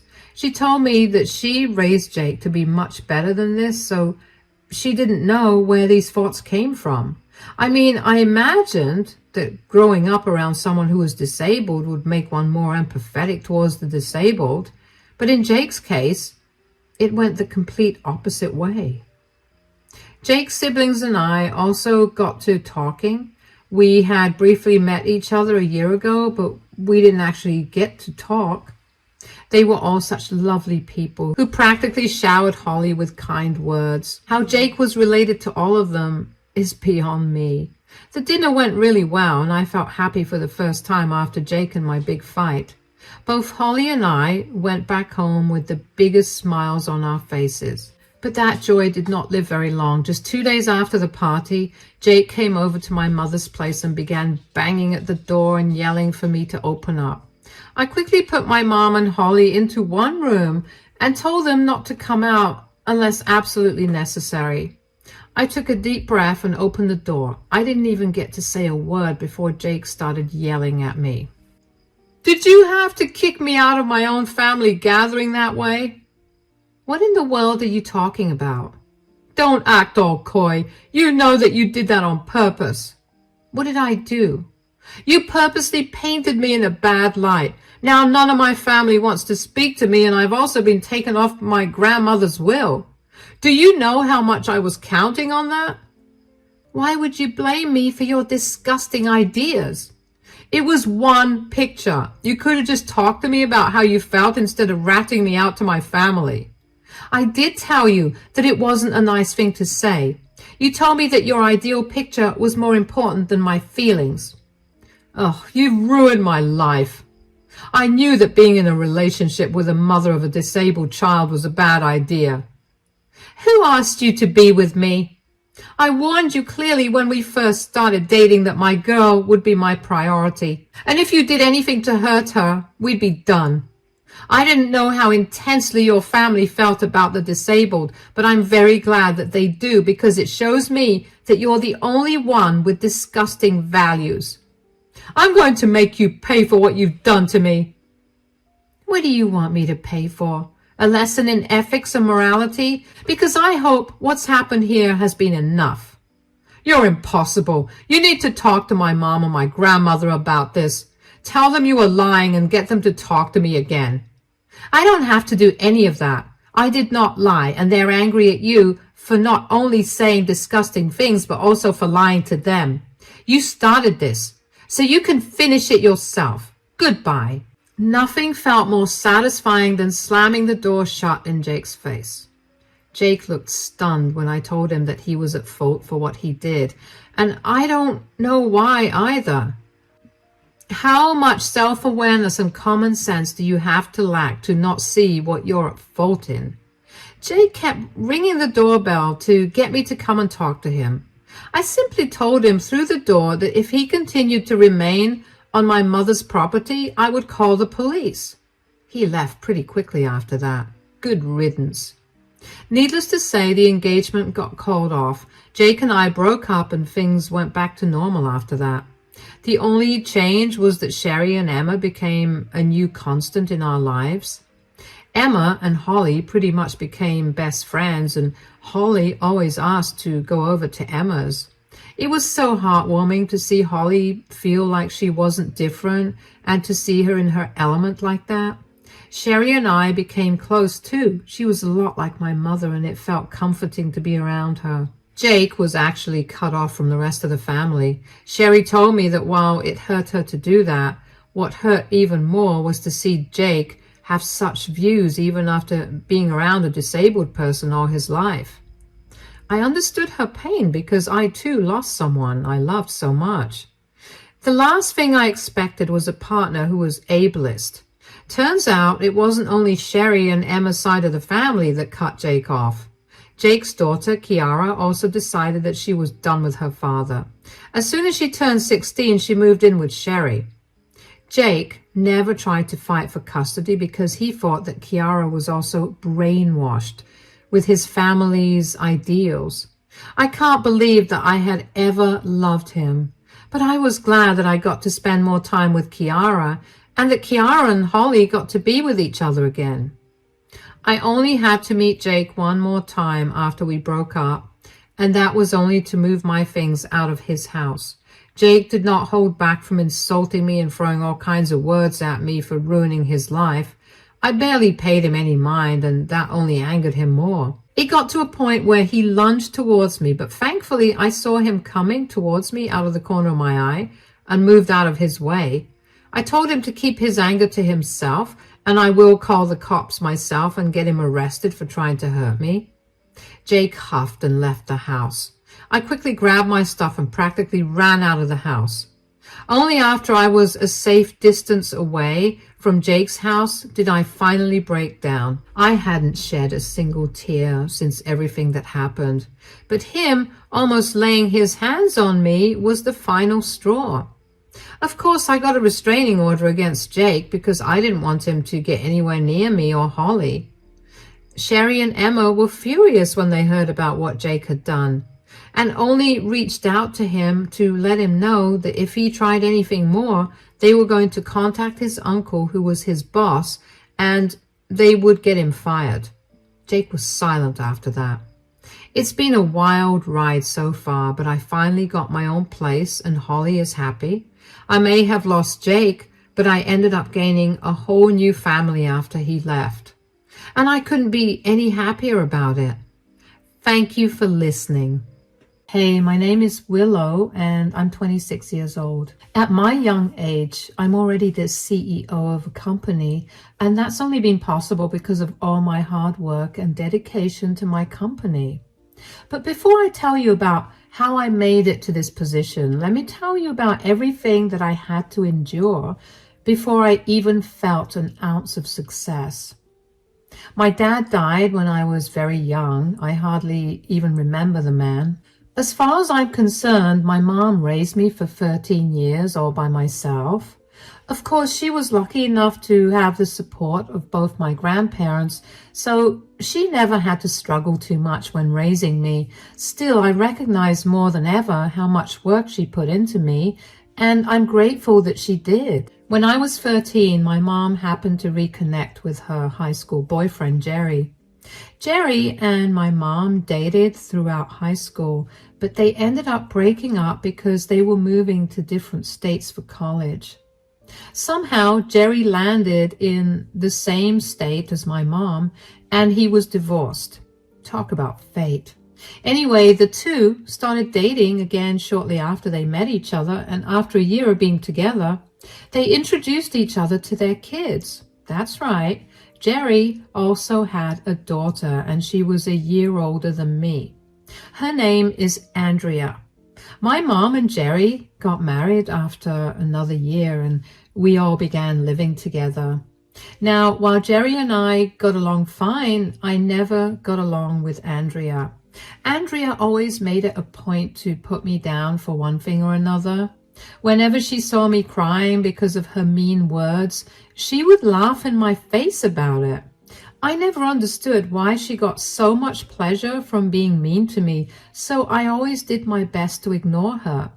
Things got a lot worse for me when it came time for us to apply to colleges. You see, Jerry and his ex-wife both worked extremely well-paying jobs, and over 18 years, they managed to save up quite a large sum of money for Andrea's college. She was also good enough at her studies, so she managed to get into a good Ivy League. I, on the other hand, didn't necessarily have the same privileges as her. I wasn't the best academically, and my mom never had the ability to save up much money for me because we were almost always living paycheck to paycheck. So I had to go to community college, which I didn't mind because getting an education was all I cared about. You can imagine the amount of bullying I had to go through when Andrea found out that I was going to community college. Andrea moved out to attend college, but whenever she called home, she taught me with how I should get myself acquainted with the unemployment sector. I initially managed to avoid talking to her by making up excuses about school projects or having to work.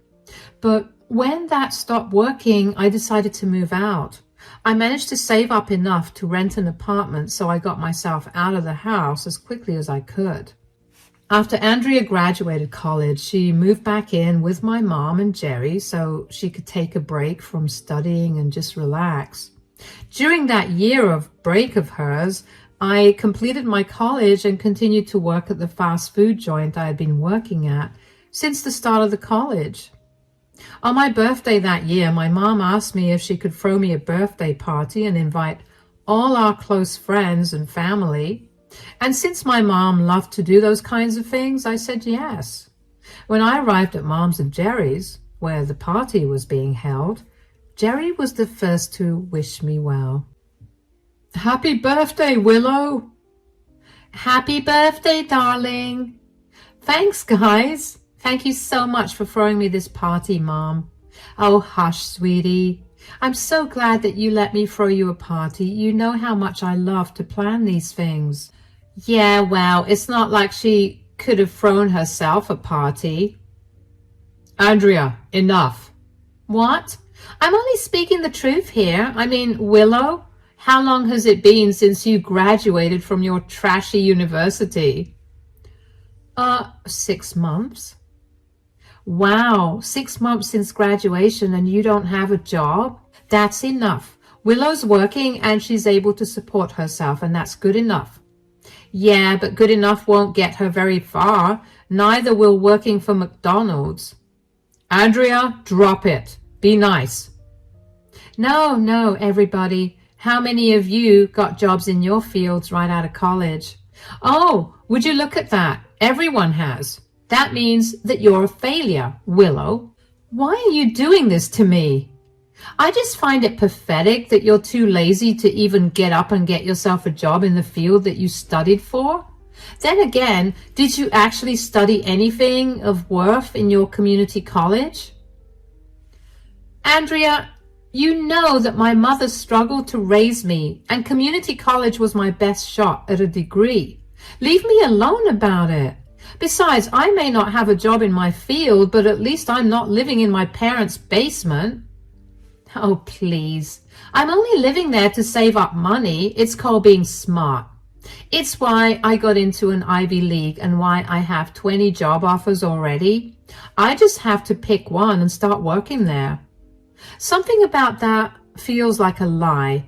If you have so many job offers, why aren't you working right now? Are you struggling to find a job, Andrea? I'm not struggling to do anything. You have no idea how hard it is to work in the field. It's why I had to quit my job in the first place. I just need some time to relax, something that I'm sure you're familiar with, considering how you're always sitting on your butt all day. You what? I don't want you here. Go back to your room. And who are you to say that? You're not my dad. I get to do whatever I want. It's my birthday, and whatever I say goes. Now leave. Dad? She's right. She gets whatever she wants. Besides, you started this and you need to be put in your place. Whatever. This party was lame anyway. What's the point of celebrating a loser? She's only going to disappoint you further. I was so mad at Andrea for ruining my day. Why couldn't she just keep her thoughts to herself or just express them on another day other than my birthday? What was more humiliating was that everyone watched that exchange. Did Andrea have to involve everyone else? The answer was yes. She loved being the center of attention, and most of all, she loved humiliating me while she was the center of attention. After that party, I tried my best to avoid going home because I didn't want to be around Andrea. But my mom always guilt-tripped me into coming for the many family gatherings that decided that she should hold every 3 months or so. At every one of these family gatherings, Andrea would humiliate me and make fun of me for being jobless. Even when I did have a job, it was just never a job that she considered worthy. Regardless of what she thought, I continued to work hard. I managed to find a better job as an accountant, and with the money I made from it, I managed to buy a small house for myself, something I was very proud of. While I endured her insults for a long time, I eventually snapped.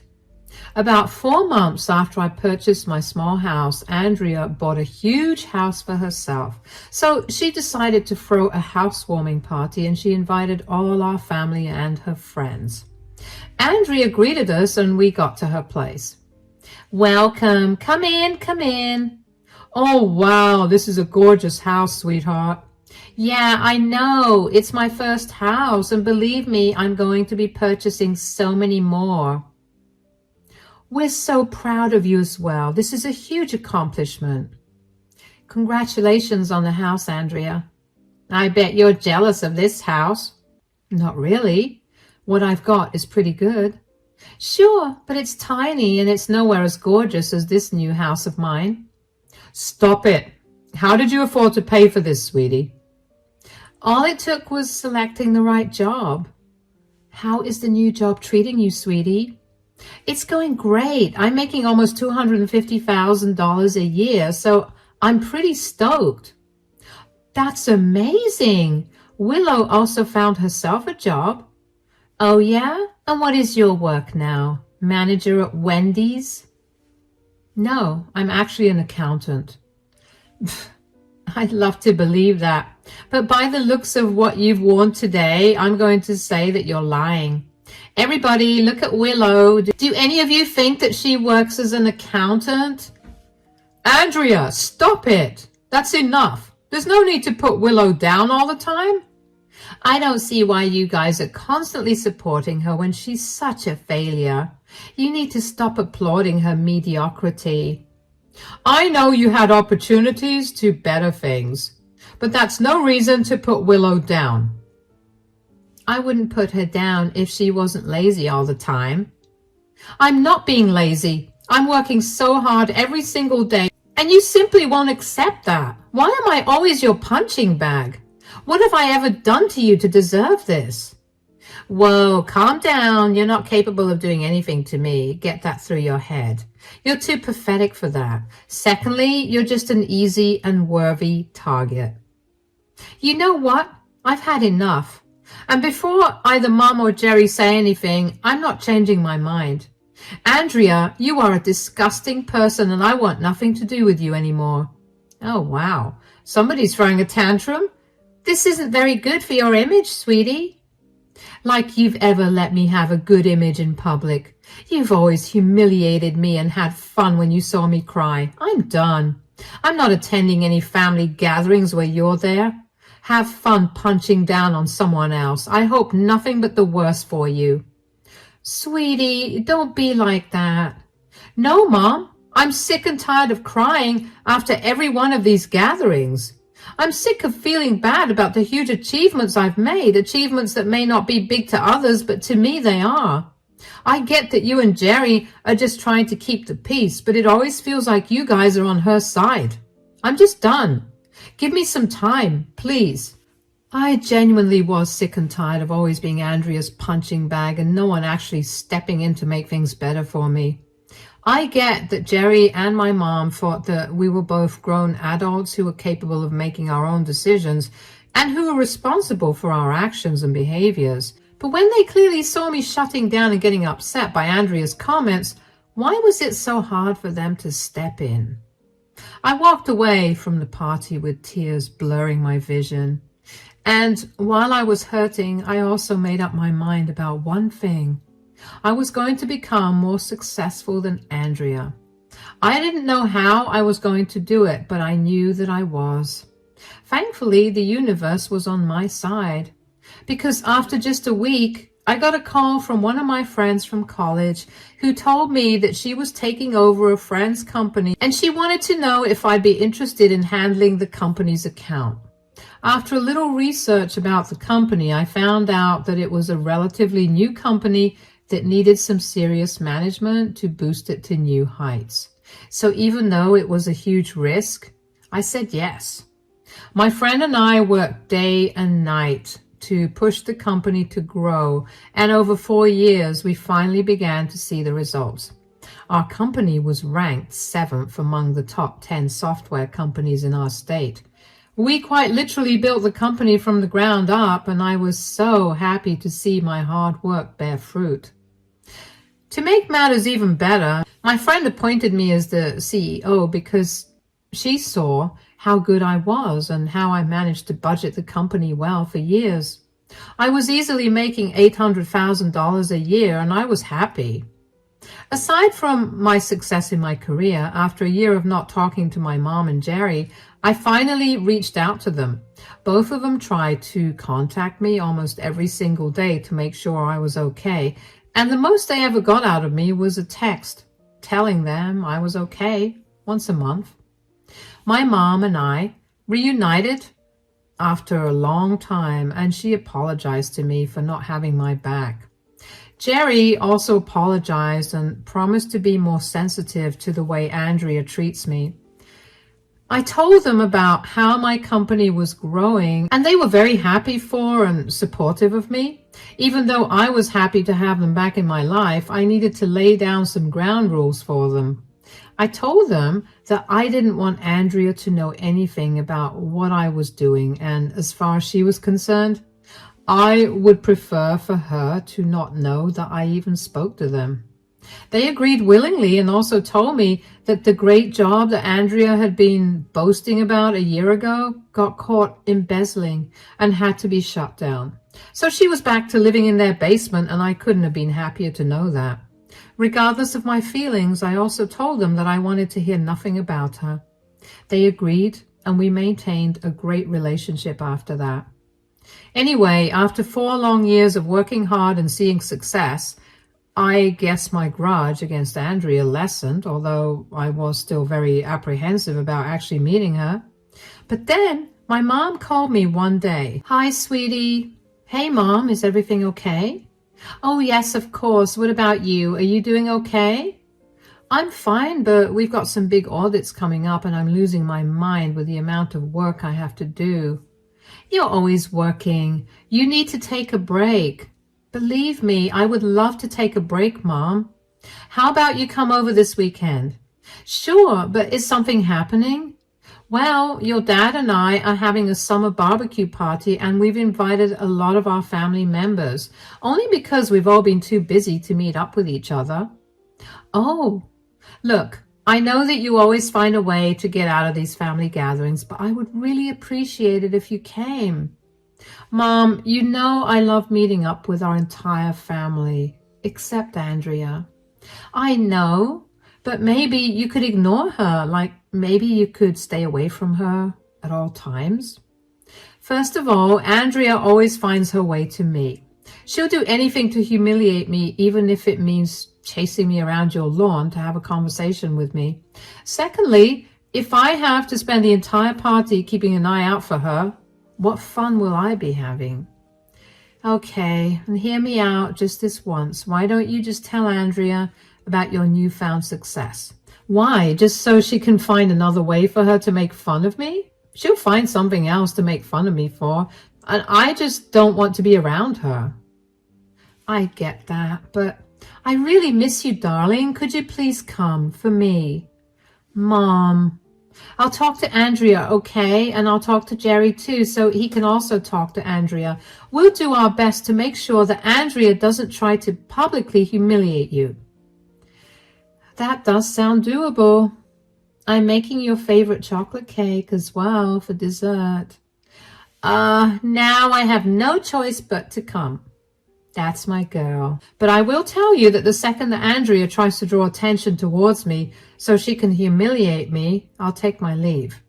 And if she does that, I'm going to make sure Jerry actually does something about it. Thank you, Mom. Of course, darling. I'll see you soon. Wear something comfortable and loose. It'll be hot and you'll be eating a lot. Yes, Mom. I know what our barbecue parties are like. I have to go now. Take care. Bye. Up until the day of the party, I contemplated going. While I wanted to meet the rest of my family and talk about what's been going on with each of us, I really did not want to bump into Andrea. I knew that no matter what stage Andrea was at in her life at that point, she'd want to make fun of me and humiliate me so she could be happy. But then I figured that even if I ran into Andrea, I wouldn't have to feel that bad, considering how I know that I'm way more successful than she'd ever imagined. A few hours before I left for the party, I decided to do some digging on Andrea to see if I could find out anything about her. I know I could have just asked Mom or Jerry, but I didn't want them to feel like I wanted us to be one big happy family again. I couldn't find anything much about her, so I just gave up and decided to see for myself what Andrea made of herself and her Ivy League degree. When I got to the party, I initially had a great time because I spent most of it interacting with my family.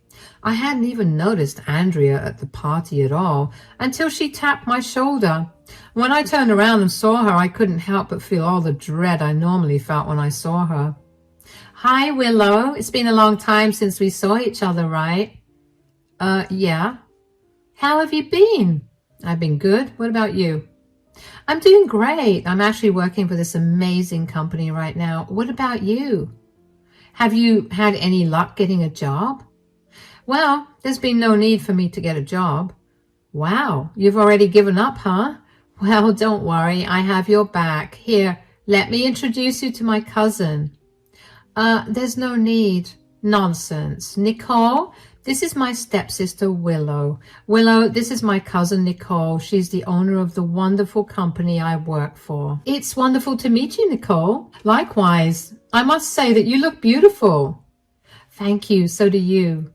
Yeah, well, her looks haven't gotten her very far in the employment sector. What are you talking about? She's currently jobless. I mean, she's consistently been jobless for as long as I can remember. I mean, it's definitely because she never graduated from an Ivy League like I did. But not everyone can do that, am I right? That's enough, Andrea. I'm so sorry about that, Nicole. What does your company do? We're a non-profit organization that helps women and children. We've been getting really big, and the only upside to that is that more people get help. That's absolutely wonderful. Oh, speaking of getting help, Willow here needs some help. Oh, how so? Weren't we talking about how you need a janitor for your office? Well, Willow will make the perfect janitor, considering, you know, how she's currently just a waste of space. She's probably acquainted with waste. Andrea, that's enough. Why do you always take it on yourself to belittle me like that? Yeah, it's not a quality that I like. Besides, why would Willow need to work as a janitor at our organization when she makes $800,000 a year? What? What are you talking about? Have you not kept up with your stepsister's success at all? She's the CEO of one of the 7th biggest software companies in our state. What? Why didn't you tell me any of this, Willow? Why would I want to tell you anything when all you've ever done is put me down for not graduating from an Ivy League like you? Wait, how long has Andrea been doing this to you? Oh, I can't even remember, but I guess right after she graduated high school and got admitted into her prized Ivy League. I have some big decisions to make. Anyway, I need to get a refill of this drink. Willow, do you want to join me? Lead the way. Never in my life have I seen Andrea so shocked that she was speechless. Andrea always had something to say, and to see her speechless made me filled with joy. I had outdone all of her expectations of me, and I was definitely doing way better than her. Nicole and I ended up becoming great friends, and we spent most of our time together at the party. Andrea tried to talk to Nicole every once in a while, but Nicole would just excuse herself and move away from Andrea. It was honestly entertaining to watch because of how panicked Andrea looked. What was even more surprising was that Andrea didn't pay me any mind for the rest of the party as well. After I got back home from the party, my mom called me to ask me if Andrea did anything, and I honestly told her what had happened. My mom apologized to me for Andrea's behavior, but was also very happy that Andrea got put in her place. I figured that was the end of the whole thing. But with Andrea, there's never an end. The next day, Andrea showed up at my place and yelled for me to open the door. When I did, she began yelling at me. Why did you hide your employment from me? Hello to you too, Andrea. Do not play around with me right now. Answer me. I think I made myself pretty clear last time when you asked me the same question. And you thought it was okay for me to get humiliated that way? What are you even talking about? Nicole refused to talk to me after that, and she ended up telling a lot of my side of the family about how badly I treated you. Why are you using air quotes around badly? You did treat me badly all our lives. You always made sure to embarrass me at every family gathering ever. Yeah, well, I was just trying to motivate you to get off your butt and start working. Great. Then consider your embarrassment as motivation to get you to stop bullying the unfortunate. Do you even know what happened to me after you embarrassed me? I honestly don't even care. I got fired. Oh, that's right. You got me fired. Pray tell, Andrea, how exactly did I get you fired? You told Nicole that I had been making fun of you for years and she was not okay with me working for her after that. The firm's entire purpose is to uplift women, and what I did to you was completely against the organization's policies. Well, you shouldn't have taken a job there if you knew that you had always been violating their policies. Are you seriously laughing at my problem right now? I'm literally jobless. Do you have any idea how long I have been struggling to get a job? Nicole was kind enough to offer me a position at her organization, and then you got me fired. First of all, I didn't get you fired. You chose to humiliate me in front of Nicole, and that was the only reason she asked me how long you had been doing that to me. You are responsible for your position right now. Secondly, I'm sure your Ivy League degree will help you find another job. You're just jealous of me. That's why you humiliated me like that. I can assure you that's not the case at all. I have no reason to be jealous of a stuck-up, mean and jobless person. Shut up. You need to get me another job. I don't owe you anything. If anything, you owe me the biggest apology. Get off my property before I call the cops on you. Good luck with finding a job. I couldn't believe how perfectly that worked out for me. All those years of living in fear of Andrea's judgment, and now I finally won. Andrea did not leave my property that day, and I had to call the police to escort her off my property. Luckily for her, she didn't put up much of a fuss and listen to the police officers. But of course, just because Andrea got off my property did not mean that she would leave me alone entirely. Oh no. Instead, she took to spamming my phone with calls and messages. Initially, I just ignored her, but as the days passed, her calls only got more frequent, and they were beginning to interfere with my life. So I picked up one of her many calls, and before I could even get a word in, she began yelling at me for ruining her life. Apparently, she never had any savings because every time she got paid, she spent it all. And that meant that since she didn't have a job to keep the money flowing in, she had no money at all. She told me that she had to sell her house because she now had no money to support herself or make the mortgage payments. Apparently, Mom and Jerry were also refusing to help. You know, I would have been more than happy to help her financially if she'd only been a little humble and told me that she treated me wrong all those years and even gave me a one-line apology for it. I know that it's above Andrea's ego to take help from me, but if she could just understand the gravity of her situation, she'd be willing to truly make a change within herself. I gave her a piece of my mind on that phone call and told her that her calls and texts were disrupting my life, and she laughed in my face. She told me that that was what she wanted to hear. So I hung up on her and blocked her everywhere. I had no use for her in my life to begin with. I happened to call my mom later that day to inform her of Andrea's calls, and I found out that my mom and Jerry refused to help Andrea because they warned her about not making fun of me. Andrea laughed it off, but they told her that if she did, and if she landed in trouble, they would not help her at all. Andrea rolled her eyes at them and proceeded to make fun of me, only to get put back in her place and land in a lot of trouble. So Mom and Jerry stuck to their word and refused to help Andrea at all. She also went no contact with them, and while it was hard for them to deal with it, they realized that they had done me wrong for too long. I was grateful that they had my back this time, although it sucked that it only happened after Andrea had to face the consequences of her actions.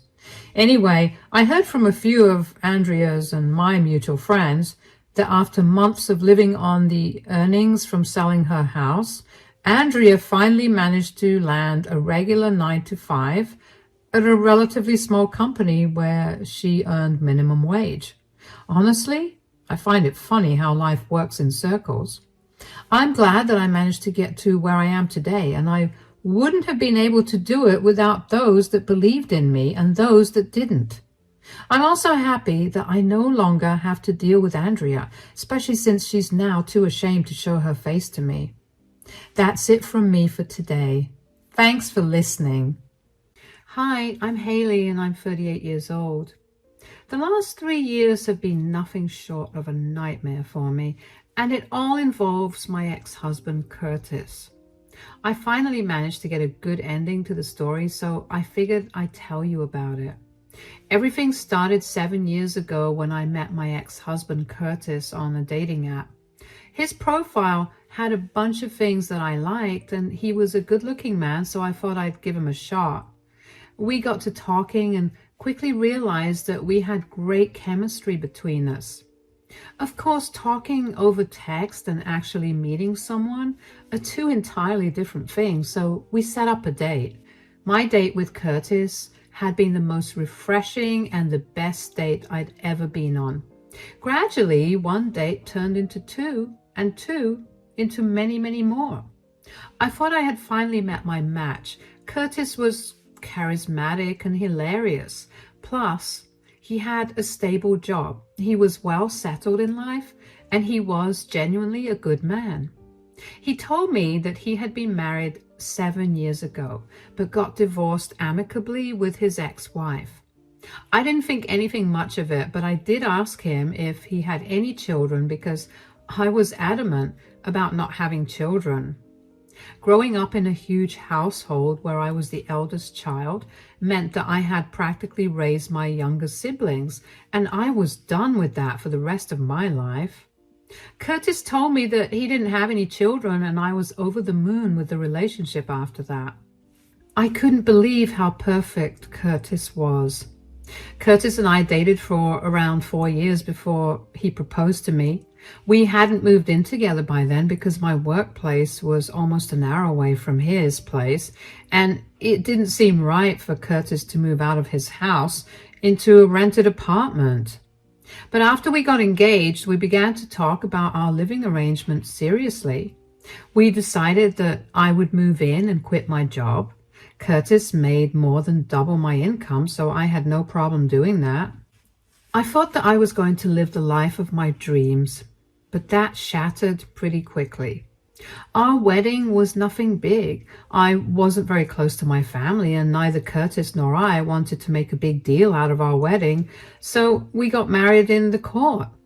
A month after our wedding, Curtis got a phone call. He paced up and down the living room as he spoke to the person on the other side, and he looked increasingly panicked. When he finally got off the phone, I asked him what was wrong. "Who was that on the phone? What's wrong?" I've just something big to tell you." "Is everything okay?" "I may have kept something really big from you." "What do you mean?" "I have 2 kids." "What? You're joking, right?" "No. My mother has been taking care of them for the last month, but she can't do that forever. She's asked me to take them back." "Take them back? So they've been living with you this entire time?" "Yeah. Whenever you'd come over, I'd take them to my mom's place." "Why would you hide something this big?" "I don't know. I was tired of being so alone, and I kind of just lied about not having kids, and suddenly I found many women interested in me, including you." "That's beyond insane. Why are your kids living with you full-time anyway? Why isn't your ex-wife in the picture?" "About that." "What more have you been lying to me about, Curtis?" "I didn't exactly have the best relationship with their mothers." "Mothers?" "I cheated on my ex-wife with her best friend a few months after my ex-wife got pregnant, and I ended up impregnating the best friend too. When they found out, they dumped both kids on me and left me. I've been raising them by myself all this time." "What? Oh my God. And you expected to keep this from me forever? How did you think this would have played out?" "I don't know. I've been panicking about this for a long time, and I just hoped you'd be a little more understanding of my situation." "First of all, you know I have never wanted to have kids. Secondly, how could you possibly expect me to be understanding of your situation when all you've done so far is lie to me?" "I know that I've done some very horrific things, not only to my ex, but also to you by lying to you for so long. But you have to understand that my boys have never had a stable mother figure in their lives. I dated a lot of women back then, and they'd always left after a while, and it's really affected my boys.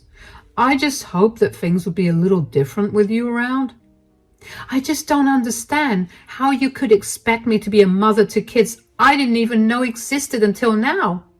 Not to mention, I am so incredibly mad at you right now for hiding something so huge from me. You're a cheater and a father and a liar. Did you think our relationship would not be affected by this? I understand that you're upset, but could you please just think it over? My mom has agreed to watch the kids until the weekend, so let me know what you want to do before that. If you want to leave, I'll be okay with that. I need to seriously think things over, and I need some space until I make my decision. I packed a few of my things and made my way over to a motel for the next few nights. I couldn't believe that Curtis had hidden something so big from me. I felt like my whole world was crashing down. I really contemplated getting our marriage annulled. I loved Curtis, but I could not deal with what he'd done. I cried a lot over the next few days because I felt so lost. I talked to a few friends about this, and all of them suggested that I leave him, but something in me could not bear to leave the kids alone. Clearly, Curtis was not the best father if he could easily hide his kids for 4 years. I wanted to be able to help them, and I also didn't want to lose my relationship with Curtis, so I decided to suck it up and accept my new reality. Curtis was overjoyed when I agreed to stay with him. He continuously apologized for hiding it from me, but I let it go because I saw no point in his apologies. They wouldn't change what our reality was. Curtis had 2 boys, Caleb, who was 13 years old, and Dennis, who was 12 years old at that time. I figured things would be a little easier. I was really wrong about that. Initially, Caleb and Dennis were too shy to talk to me, but as they got more comfortable with me, they became really hard to deal with. They were either fighting each other or wreaking havoc around the house. I cannot even begin to tell you how many of my expensive furniture and knickknacks broke because of their recklessness. What made things worse was that Curtis was always conveniently working, so I was left to take care of the kids all by myself. One day, I got tired of it and decided to talk to Curtis about it. Sweetie, I need to talk to you about something. Yes, what is it? You've been working late a little too much. And what about it? There's no need to get so defensive. I was just wondering if you could maybe cut back your hours a little, because I'm getting exhausted taking care of the boys. What's wrong with them? They're just not very well behaved. I'm trying my best to make sure they're safe and all, but they refuse to listen to me. I get that I'm not their mother, but since you're their dad, could you maybe help me out a little? Look, I'm only working so hard so I can bring home extra money. I know that, and while I appreciate that, I still need you to help around the house. They're teenagers, Haley. You don't have to make sure they're not choking on food or running around with scissors. You're being too dramatic. Just leave them alone. I would love to do that, but they act like 7-year-olds. It's frustrating. Just the other day, I caught the 2 of them breaking my Kindle. Haley, I'm trying everything I can. No, you're not. I'm trying everything I can to be patient with you and your kids. I need you to help me out here. I'm reaching my wit's end with this whole thing. Why do you even need to work so many hours? We're doing pretty good right now, so might as well help me out here. Is it wrong to want to secure a better future for my boys? Future? What about their present? Do you think they're going to be grateful to you when you've never once shown up for them? Where is all this even coming from? Are you trying to imply something? Only that you're a bad parent and that I'm tired of you dumping your responsibilities on me. Stop working the extra hours at your work and start building a relationship with Caleb and Dennis. Are you seriously accusing me of cheating on you? What? I never said anything about. Don't even try to backtrack. You will do anything to get out of helping me, won't you? I didn't even accuse you of anything. What is wrong with you? I'm only asking you to help me out here. I didn't sign up to be a parent. but I'm doing it because I love you. Why in the world would I think that you're cheating? I'm sorry. I'm just really stressed out with work right now, and you reminding me of what a horrible father I am. It's just not helping. It's okay, I guess. Don't be mad at me. I promise I'll help you out. Just give me some time to get adjusted to these new hours. We could work out a better schedule for us, and I'll talk to the boys about them breaking your things. Yeah, okay. I have things to do. I'll be back in an hour or so. I needed to cool down. I expected at least some sympathy and understanding from Curtis when I brought the subject up. What I did not expect was for him to think that I was accusing him of cheating. By now, it had been over a year into our marriage, and I had been so wrapped up with taking care of the boys that I barely got to think of my relationship with Curtis. Curtis, in turn, barely checked in on me. It was like I was his nanny. When I got back home, I could not shake the thought of Curtis cheating on me. I knew that he must have just said something random. But to say that when I had never once implied must mean he was worried about getting caught with something at the very least. But I decided that I was probably just being paranoid because of how tired I was. Curtis helped me with the kids for the first 2 to 3 weeks after I confronted him about it, and then it went back to how it was before. So I decided to ask my mother-in-law if she'd be willing to help me out around 2 days a week with the boys so I could focus on other things, and she gladly said she would.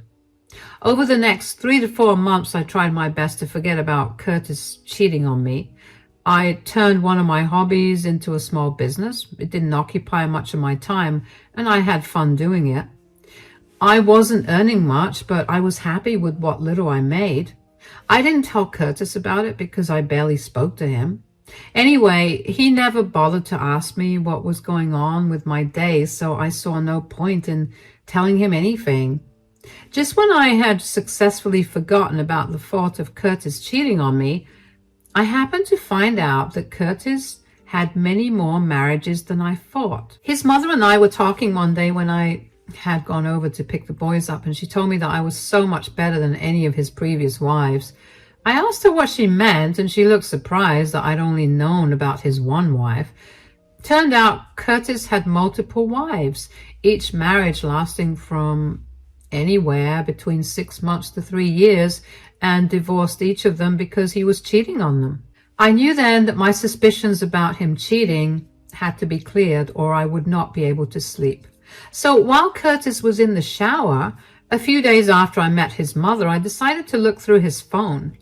I didn't find anything much except a few flirty texts with his boss, Vera, although none of them were explicit in any way, but I saw that they had made plans to meet up at a high-end restaurant the next day at 6 p.m.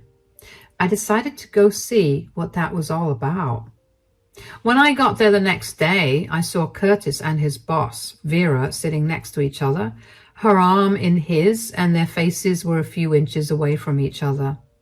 I stormed in and began yelling before I knew it. I knew it! Whoa, Haley, what are you doing here?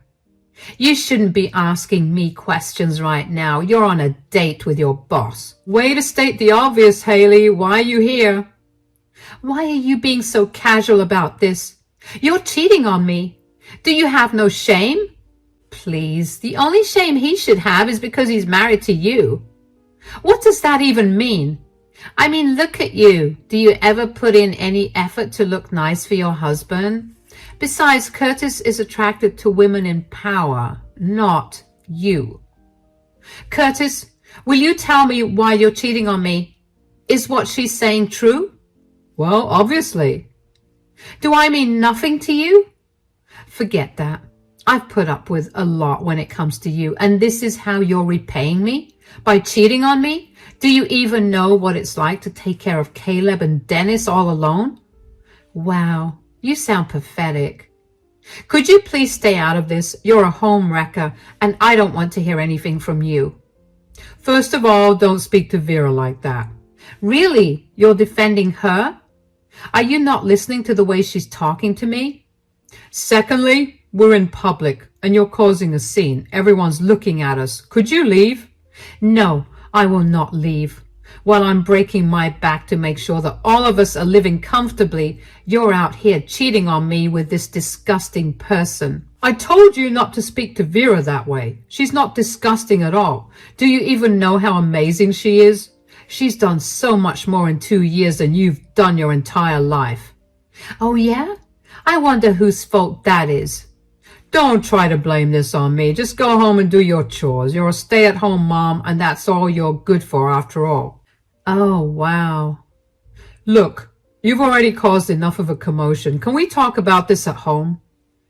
Why bother coming home? Just stay with your perfect Vera. I left the restaurant immediately after that. I don't even know how I drove back home that day because I clearly remember crying so hard I could barely breathe. When I got back home, I made sure dinner was ready and went to bed. The boys knew that something was wrong, so they didn't make any commotion. I think I cried myself to sleep that night, but I can't be too sure because at that time, I felt like my entire world had turned upside down. How could Curtis be so casual about his affair? How could he demean me like that in front of his affair partner? Was that all he saw me as a stay-at-home mother? The next morning, I woke up with a pounding headache and I wanted my nightmare to end. Thankfully, it did when Curtis came home a few hours later. I was in the living room when he entered the house and called out to me. Haley, are you home? Where did you expect I'd be? I have to take care of Caleb and Dennis. Unlike you, I don't just abandon my responsibilities for my pleasure. Are you seriously still mad about finding out about Vera? Come on. If you're in my position, you'd be the same way. No, I absolutely would not have been like you. Wow, she's still yelling at you. What is she doing here? Oh, we came to pick up a few things of mine and to do one more thing. You have to move out and leave Curtis, Haley. Excuse me? That's right, Curtis and I are moving in together, so you have to leave. I don't want you anywhere near Curtis anymore. Do you understand me? You know what? Sure. I spent the entire night wondering what I was going to do about this whole thing, and you just made it so much easier for me. Oh, and also, don't forget to take our sons with you. What? Why would we take your sons? My sons? Oh, believe me, if they were my kids, I would have raised them to be so much better than this. Caleb and Dennis are Curtis's kids from his previous marriage. What? Curtis, you were married before and these are not Haley's kids? Since you want to be with him so bad, here's one thing you should know about Curtis. He's a liar. He will lie to your face and he'll feel no remorse about it. That's enough. You've said enough. Just get out of here. Oh, and let me tell you about his kids, Vera, since you'll be taking care of them now. Caleb and Dennis have two different mothers. A few months after he impregnated his ex-wife, he also impregnated her best friend. After they both left him with the kids, he refused to properly raise them, so they're more than just brats. They need constant attention or else you'll lose a lot of things because they'll definitely break it. Curtis also has a history of marrying many women just so he can dump the childcare work on these women, who all left him because he cheated on them with other women. If you think that Curtis is going to be loyal to you, I wish you nothing but luck. Have fun raising Caleb and Dennis. Curtis? What is she talking about? Why have you never told me about any of this? Baby, are you seriously believing her over me? She's a disgusting mooch, remember? She's just making this up because she's jealous that I found someone better than her. Are you sure she's lying? Of course. Why would I have any reason to lie to you? He's right. Who am I to say anything? You can go ahead and see everything for yourself. I'll be out by the end of the week.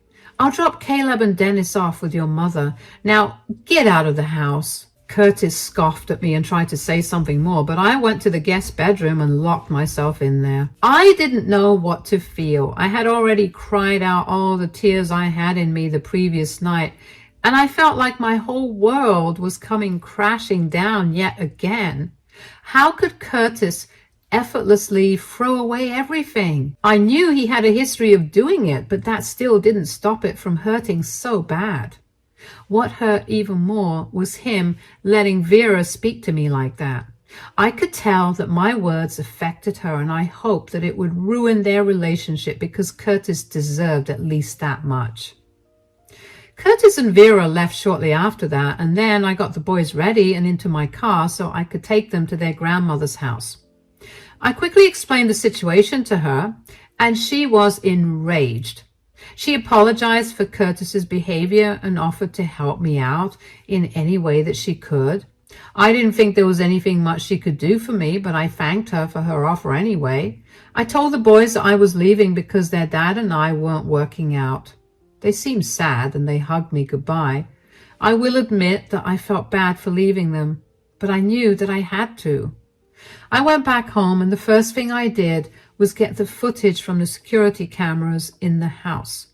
They were in the living room and other non-personal areas, but I only used the one in the living room because I needed proof of Curtis and Vera's relationship.